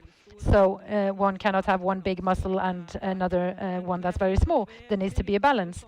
But I feel we are listened to, yes, but there are so many processes that may take a lot of time. Last week, I was in dialogue with our sister organization in the Ukraine, Defense State Agency Ukraine. Of course, we know there is a tension here north. We know there are vulnerabilities that we have been monitored and mapped. So in the framework of the total defense, these vulnerabilities must be covered. We are not stronger than our weakest part, so we must be aware of this. And the total defense family must be strengthened, and that's also voluntary work and civil and private public sector. Of course, it is a challenge of balancing all the initiatives also in Finnmark with the right energy supply, and the Security Act must be also decisive in this. So who should be granted the priority when it comes to security? I mentioned in my introduction the different players, state, regions, municipality, market, consumers. Who should pay for this? Well, we must all chip in, so to say, no matter how you look at this. And the power grid, the 420 grid, that's something we all pay for, the entire nation. And in Finnmark, we have sponsored this for everybody in Norway, but nobody has sponsored anything for us. So it's our turn now, really. And all consumers in Norway must take part in this. And wind power and production, that is a commercial production. And that is the most profitable kind of energy production. We could start today. So it's easy to support what has been said here, and in particular from the Security Act that was mentioned here, that it must be prioritized before everything else. And while the grass is growing, the cow is dying, was said earlier on. The moving process from Finnmark is a very quick one. People are moving away, and we must stop it. We've had decades and decades of discussions about should we build out more energy production? How should we do this? And like Sigurd was saying, it's difficult to understand that it will be along the same path, this grid. It's a bit amplified, and then you have steel poles instead of the ones made out of wood. It's impossible to understand why this should be so slow. So there's a price tag on this waiting as well, right? Yes. From Skaidi to Varangerbotn, the costs were 1.8 billion, and now they're saying 8.2. So if you're spending 10, 20 more years, and you're going to plan it and try and have consultation processes, what do Sami youth think about this? Then it will be 16 before you can even start building it. Maybe that's a strategy, because we will not have any people here, so you don't have to do it. And Hedvig, in the previous panel, she said, who shall decide what's more important? Who will make that decision? Well, the government has to do something based on advice from the military. In the north, that's important, and that's advice to my government that total defense in the north is broader than perhaps just one measure for the military. And so how do we prioritize that? But that's also work that is ongoing in terms of what it comes to prioritization, what comes first, and we'll see where we wind up. In the situation we're in, it's to be able to prioritize security. That's very important. We'll get some remarks. I think we will go straight to it.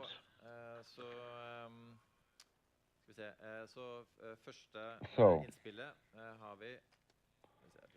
the first contribution, let me get my notes.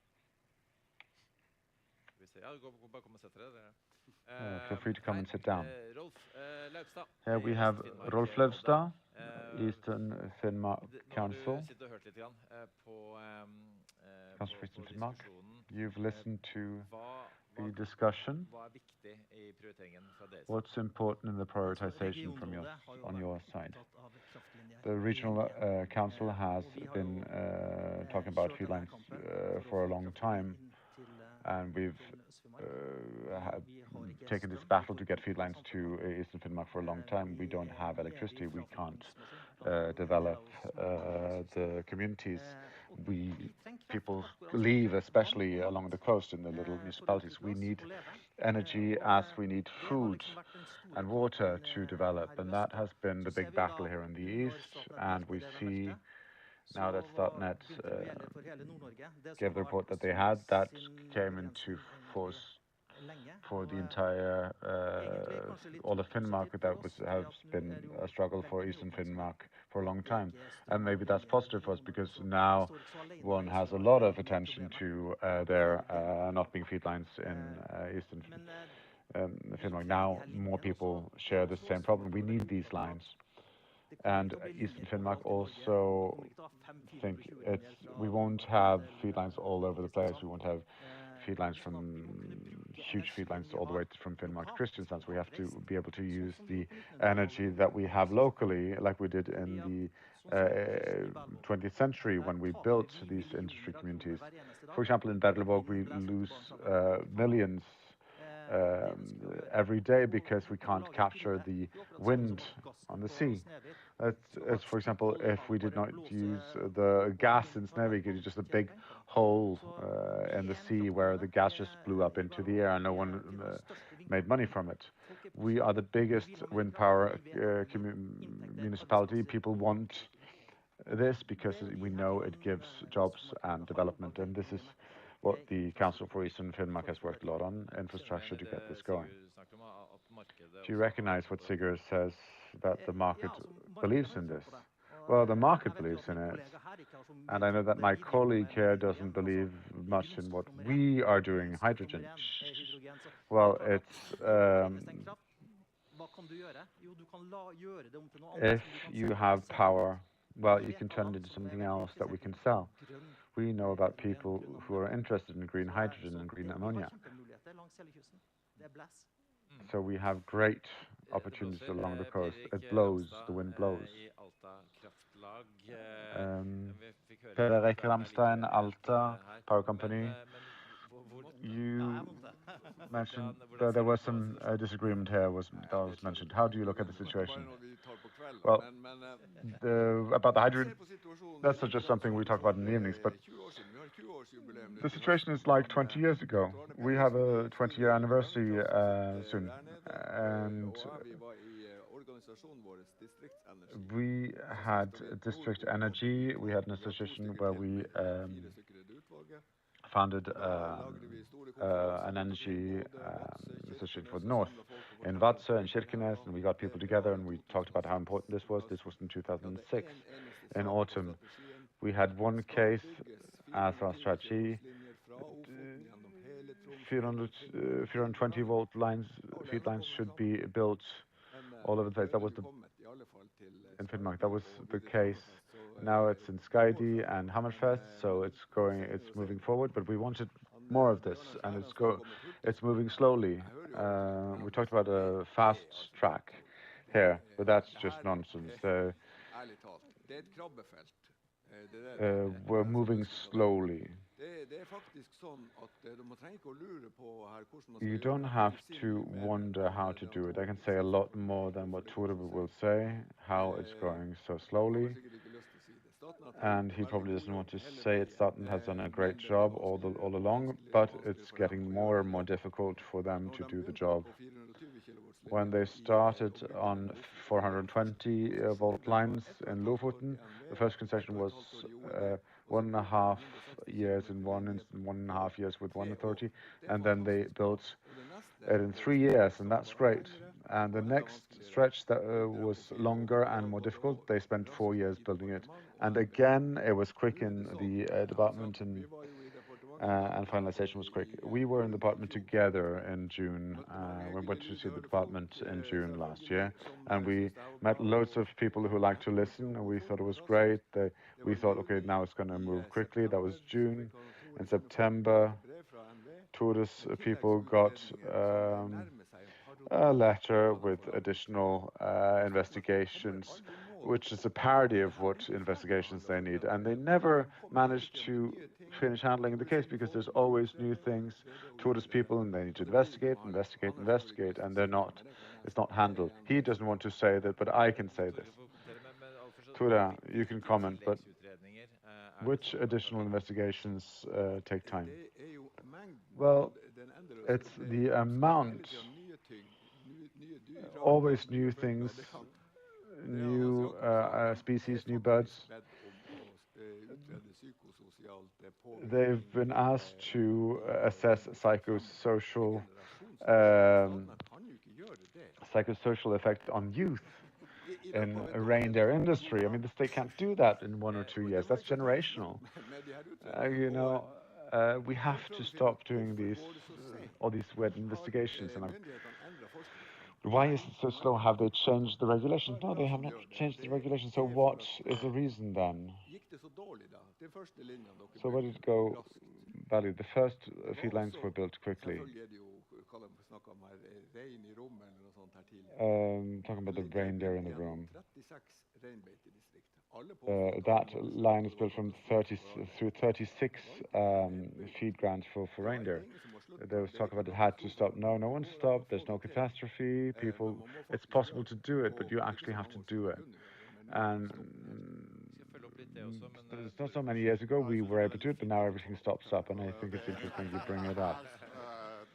A lot of the dilemma and the reason why things take time when it comes to building out feed lines. The application processes take a lot more time than before. We get these additional investigations that we have to go through. We do them. Of course, we have to do them. It does not increase the tempo, though. Some of the reason why it's probably wise to do more investigation than before is that there were some regards that one did not consider before, and so there were protests, there were court cases that delayed things. So then it's about finding the equilibrium, the balance. Do you agree that before perhaps one moved a bit too quickly? Even though many would say that the result was effective. I can answer, Tore, if you want, but I know I'm sure you can, but I will answer first. Tore will answer first, and then you can say what he actually meant afterwards. That's a good idea. We have a history where if we do Smesanger in the western Norway, there was loads of conflict. We built in Fosen, both wind power and building that line across Trondheimsfjorden has been a bit difficult. We're a bit stuck there. And in the process ahead of that may have resulted in there being more conflicts that wind up in other places, for example, in the court system. That is not effective, at least. So finding those arenas, finding ways to make this move more quickly, we will all benefit from that. That's of course true, but when you ask about before, we're not talking about before, we're talking about just 10, 12 years ago, and they did the work thoroughly. And one hasn't been able to show that anyone has been harmed by this after the lines have been built. It's just that the longer north and longer east you go, the more afraid one is in administration to handle the application fully, process fully. And as long as it doesn't go to the authority that is to make the final decision, as long as it goes in circles, it takes a lot of time. We thank the panel, the two of you, and we'll get two others. We didn't get to talk too much. No, that's true.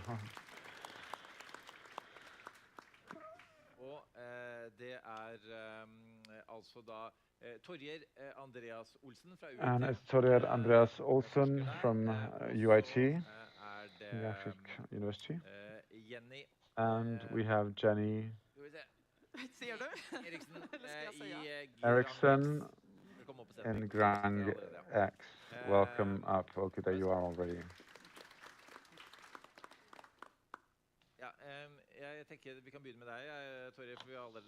I think we can start with you, because we talked about area conflicts. And what are your thoughts on what you've heard so far, and from your point of view as a researcher on the rights of indigenous peoples? Of course, a lot. I think it's important to remember that you probably should have had someone from the Sami parliament here. I'm not representative for the Sami political area, nor the reindeer industry. So my role is not to have the opinions, but what I can say as a researcher is that we're in a time of Fosen defense and reunification. Reunification is important, Fosen is important, and defense is important. And we have to handle that both regionally and locally, and there are plenty of dilemmas that are touched upon from the panel so far. Where should we start? I think I should choose a few small things. It's important to say that there are many good examples locally of cooperation and conversation about energy and the reindeer industry. They're good examples, and these examples are best if they're most happy when they don't have to be commented on. Those relationships are things that we can build on. And my experience is that both Statkraft and Tromskraft, it was stupid, we should have gone harder at it, both Tromskraft and Statkraft. We have to look at what we did in the past, because we made mistakes. They have to recognize that we made mistakes in the past. We need a new way of doing things in the future, and that's a very important recognition that we should do better in the future. That's a better recipe for the time ahead that is sustainable than just saying, okay, we should go at it harder. When it comes to the question of rights, what we can conclude as a truth is that Norway has international and national duties when it comes to human rights and indigenous people's rights. Indigenous people's rights and human rights and minority rights is not a bump in the road that we just have to hurry across. We have to figure out what solutions we have, and the dilemma is time. How urgent is it? Is it so urgent that those rights should be forgotten? Then that has to be lifted up to the highest political level, and then the highest political level can say, right now we have to put them aside. And we know that war is a situation where that can happen. And the last thing I can say now is that from a Sami political perspective, we see that discussion is pretty great. The Sami political establishment is very clear. They have a clear confrontation against the state, especially when it comes to these building cases, court cases, Melkeya, and other cases also that are related. And then when then you can argue, are there good or bad reasons for this? But there's a clear confrontation line there. But it's easy to say that at least it increases the conflict level more than it lowers it. And then one can ask also, is it necessary or not necessary conflict? But many people in the Sami society argument for other solutions, both industry-friendly things and somewhere in between. So we see divides between industry and politics, and we have to work harder, we have to talk about dialogue. There are different positions on things. It's important to recognize that, and that there are opportunities there.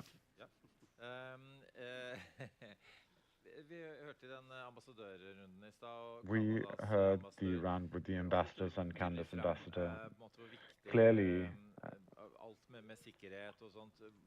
said how important security is, how it's important to anchor it in a local population, and also indigenous population was mentioned. Do you know enough about this to know if they have other systems there than they have here?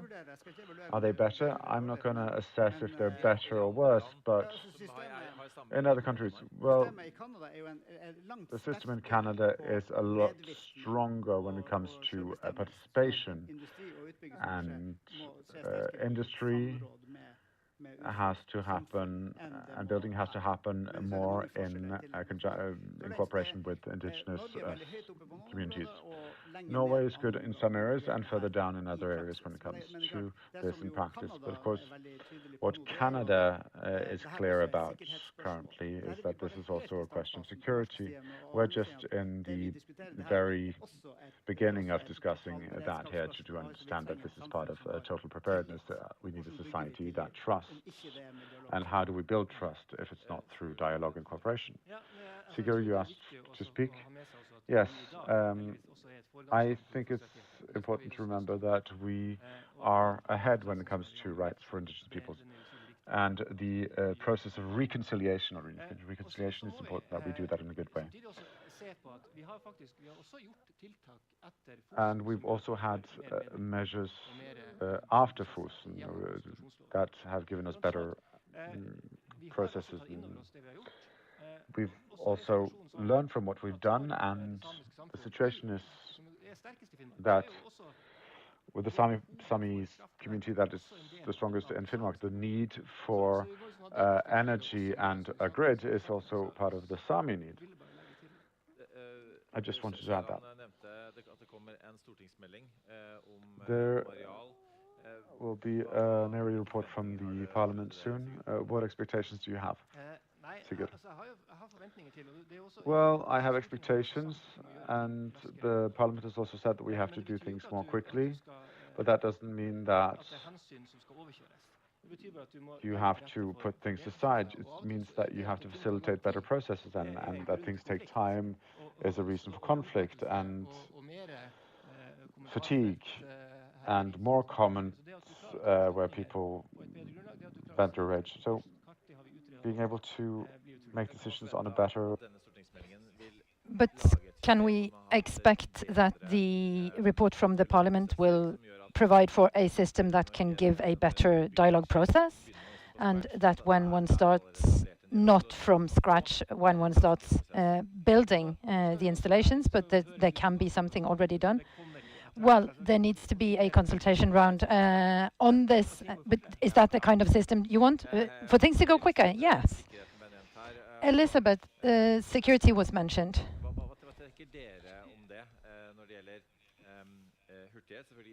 And about the pace and, of course, safeguarding everybody's interests, but this requirement of speed out of security considerations. Yes, I do think it's important, and I support a lot of the things already said, and the statement that we must not only talk about this, but we must do something. But these must be good processes at the same time. So when we look at the defense sector, we have been through 3 decades of building down things. And the culture, as I see it, we need to look at it. What is our culture when it comes to making the needed decisions? Because that's where it's urgent. And I get this feeling that it doesn't seem to be urgent enough, because we need to prepare reports and make studies on everything. So one needs to have people with the good judgment so they can make these timely and urgent decisions. We discussed earlier days, 10, 12 years ago, but even before that, we have built a lot of hydroelectrical plants and other power plants in Norway. And Mr. Skjelgheim mentioned it that it was difficult, it was hard back then as well. A lot of people felt they were overrun by the country's national interests, but it was necessary. Is that where we're at again? I mean, when it comes to security as well, that we must simply accept. There's been a lot of noise in the debate. Some will be more disappointed even, but it must be simply just decided and driven through by the authorities. Yes, I think that's where we're at, sadly. And listening to the great introductions here, I feel we are good in this country at establishing fast tracks for most things. So maybe we should have a fast track to Supreme Court to clarify legal aspects early on. And the representatives from Sami parliaments were invited to this debate. They did not come. And I know that a lot of the processes going on and with energy companies, and it's all about establishing a dialogue with the affected parties. So I feel when you're not able, because it's not prioritized, then the rest of us, we are held hostage because it cannot be decided and clarified. And for example, in the legal system, you will have a judgment against you if you don't show up. And maybe that should be the same in these urgent matters.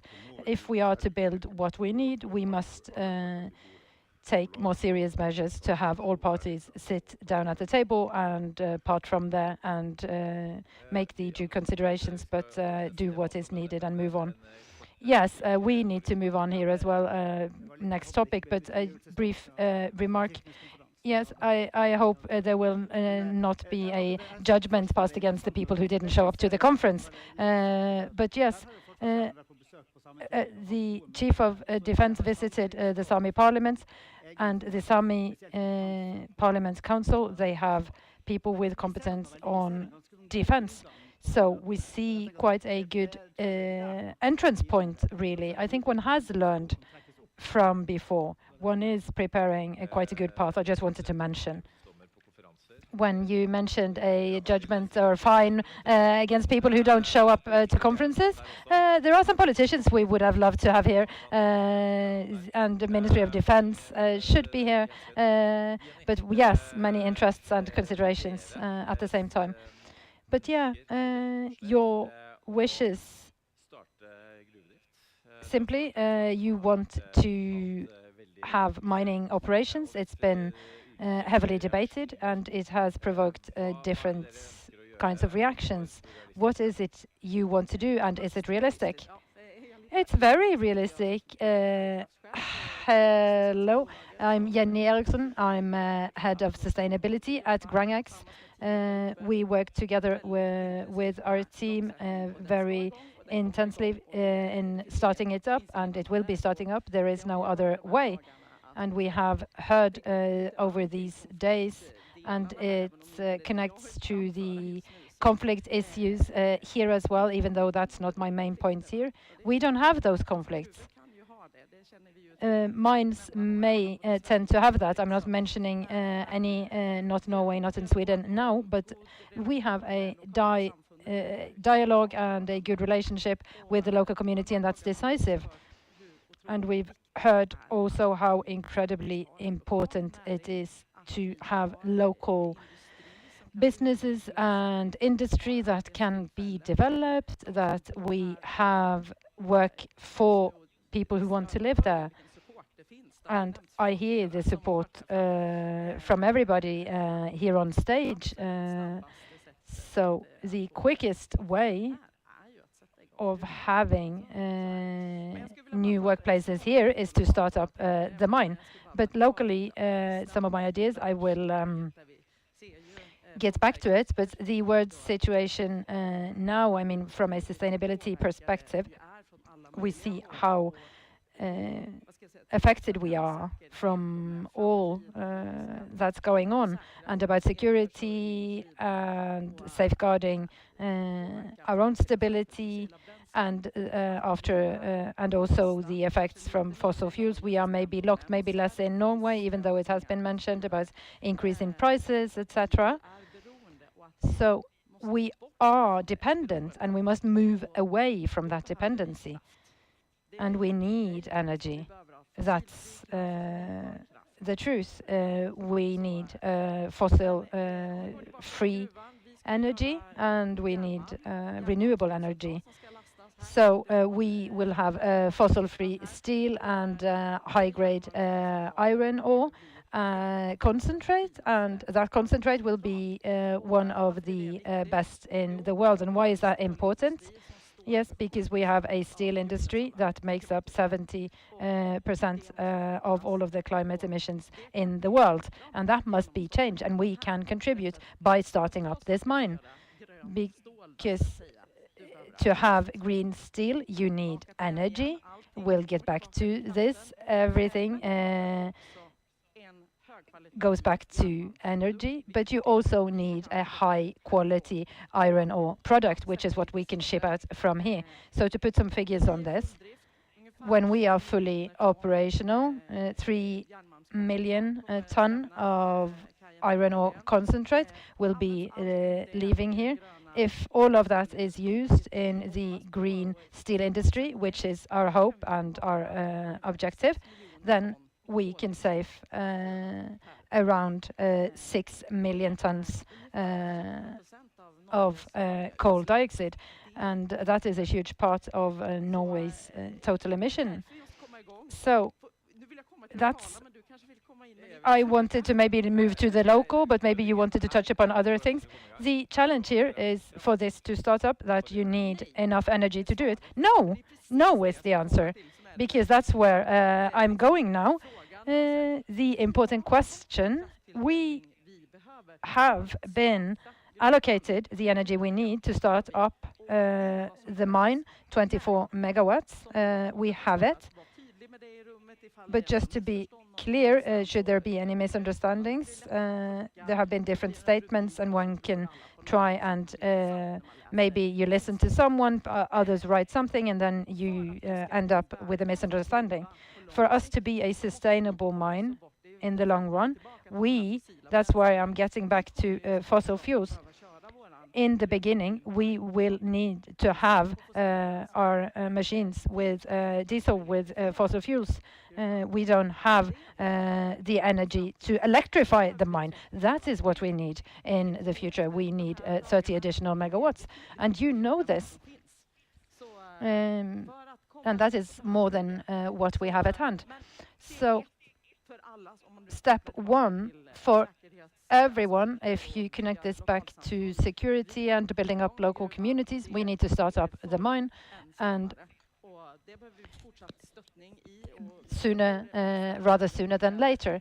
And it was, we need private investors, and we will have that, and we are working on it, but we would like to see support also from a state level, of course, when starting up, so it can be happening as soon as possible. So 450 employees we will have, and additional effects, thousands of workplaces in the municipality, maybe more. And that's our concern, really. We need to have these surrounding enterprises when we can be fully operational. But the people who move here, who need to start up their business or expand their business, what about their energy? And what kind of businesses do you imagine? Well, we buy services from subcontractors who perform services at our plants, and they need to live in the local community, the people who work there. Yes. And to also have both workplace, if you move with your family, people may get a job with us, but then they have their partners with them who cannot or doesn't want to work in the mine. They need somewhere else to work. So electrifying the Melkøya Island has been debated, and to electrify these mines, do you believe in this? Yes, we need to build out the power grid and have more energy produced. And if we are going to stop climate change, this is what we need. And we also see the effects for reindeer herders as well. But we have to solve this all together. It will not be tomorrow, but we need to work towards this over time. And we want to be competitive, and we want to operate in a market that asks and demands for green products. So we must also prioritize and to build out more energy. Thank you so much. Janne, Torje.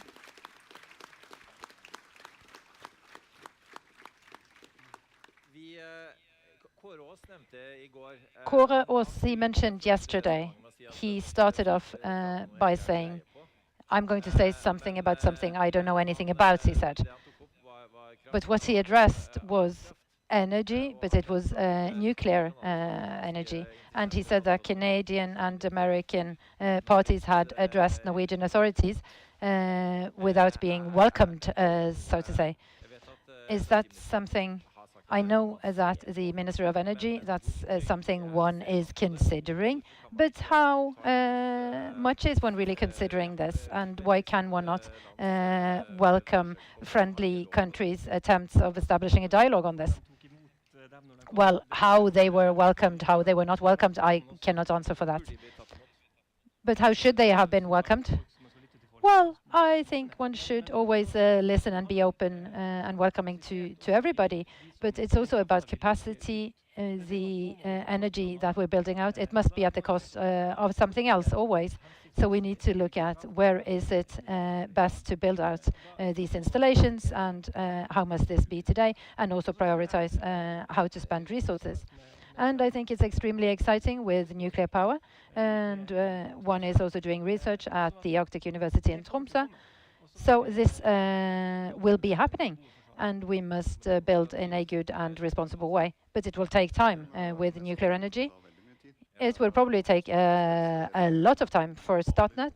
We are neutral when it comes to the kind of energy sources we should produce energy from in Norway. But of course, we wish to have production as soon as possible. And there are other sources of production that are better placed than the nuclear one. So, Elizabeth, we mentioned it briefly on the previous panel. Yesterday, we had local food. And when it comes to local material for the defense sector, how can we do this in a better way? It sounds ideal both for the armed forces and for workplaces here in the northern areas. Yeah, I think it's good that Defense Material Agency is establishing their offices in Alta. And there must be a local anchoring through contractors doing buildings for us, etc. And our area of focus has been making sure that this will also be operational if there is a war. So this approach is about having a structure in place that we connect these contractors to us because we depend on them. 4,000 contractors are security approved through these contracts. So it's a considerable amount. Without them, we cannot perform this task about building and maintaining and everything we need to do also in a situation of war. We must make sure that they are there, that they exist, and we must use them in times of peace. So this is something that we, with our needs, will be working a lot on in the time to come. We've also been working with the Ministry for Fisheries. How can we really get this moving? So 70% of the budget, more than 12 billion NOK, goes out of our budget each year, not to Finnmark, but to contractors and supporting enterprises. So for this to be a credible deterrent, it must also work in times of war. So it means also something for the contractors, but to have a credible deterrent must mean you put everything into a kind of system. So that's what it's about, seen from our side. And Jakob, you've been working in the business industry yourself. Should local enterprises be more alert and take more initiative? Yes, definitely. But we are working together with the county administration, together with Innovation Norway. We have a project where we invite a local enterprise in to be better prepared for them to be suppliers for the defense sector, for example. But there are some challenges here in this county. We are the ones who live furthest away from central authorities in Oslo. And influence is something that is decreasing. We had 3 representatives for parliament in the last election, so that's a reduction of 1 person, so we have less influence, and we depend on our good friends to receive support from and to work with us in the southern part of the country. So we spend a lot of time on things that seem really unnecessary. When in June 2023 it was said that the intensive care at Kirkenes hospital will be shut down because it's not so important with these patients who live in that area. They can simply travel to Troms. So we must spend a lot of time on saying that we need the same health services as they have in other parts of the country, and then they wanted to move the psychiatric outpatient clinic from Tana, and we spent a lot of time in all of these things. And last Monday I was the NRK wanted to do an interview with me because there was said that one should close down the blood reserves transport bus. So and we are talking about preparedness and local communities. So now the local communities, if they want to donate blood, they must travel into the bigger cities. So it's much more difficult for people in Finnmark to do that now. So I'm just appealing to national powers, and you must take care of us where we are. Yes, a very timely remark there. Tore, if we look 10 years ahead in time, what will be the energy supply situation in the north? Well, that depends on so many different things. But we will have completed many of the big building projects. We will have a transmission grid that's solid. Maybe some bumps along the road, but I think we will be able to do this, and this will strengthen the uncertainty due to dependency on fossil fuels in this region, and we will have to think about additional measures because it's not enough with this one alone if we are to increase in the way that one has said for this region. Sigurd, you are nodding. Yes, I agree fully, and we will hopefully be able to do it even quicker. But we need to be prepared so we are ahead of the needs and to have a power grid that is stable and secure. And we must also build out energy plants. I hope that's part of this mix as well. For example, where I live, you have a power grid. You can maybe build out additional ones, so there's a redundancy and it creates security and stability for the local population. I'm sure security and energy will also be a dilemma in 10 years, hopefully in a better position than now. So thank you so much for coming. Great solutions and great responses. Thank you all so much.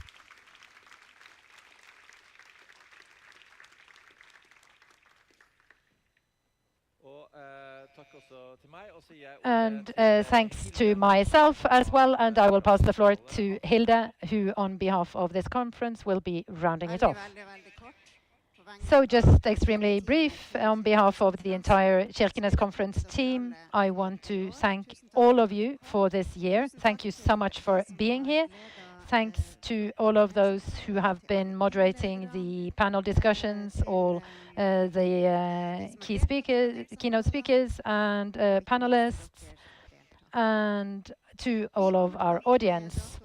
We will be back with the dates for next year very shortly, and remember to fill in the assessment form. We will be sending it out very shortly, and also remember to leave your key bands in the black box out there. Now we are breaking for lunch. Thank you so much for this year.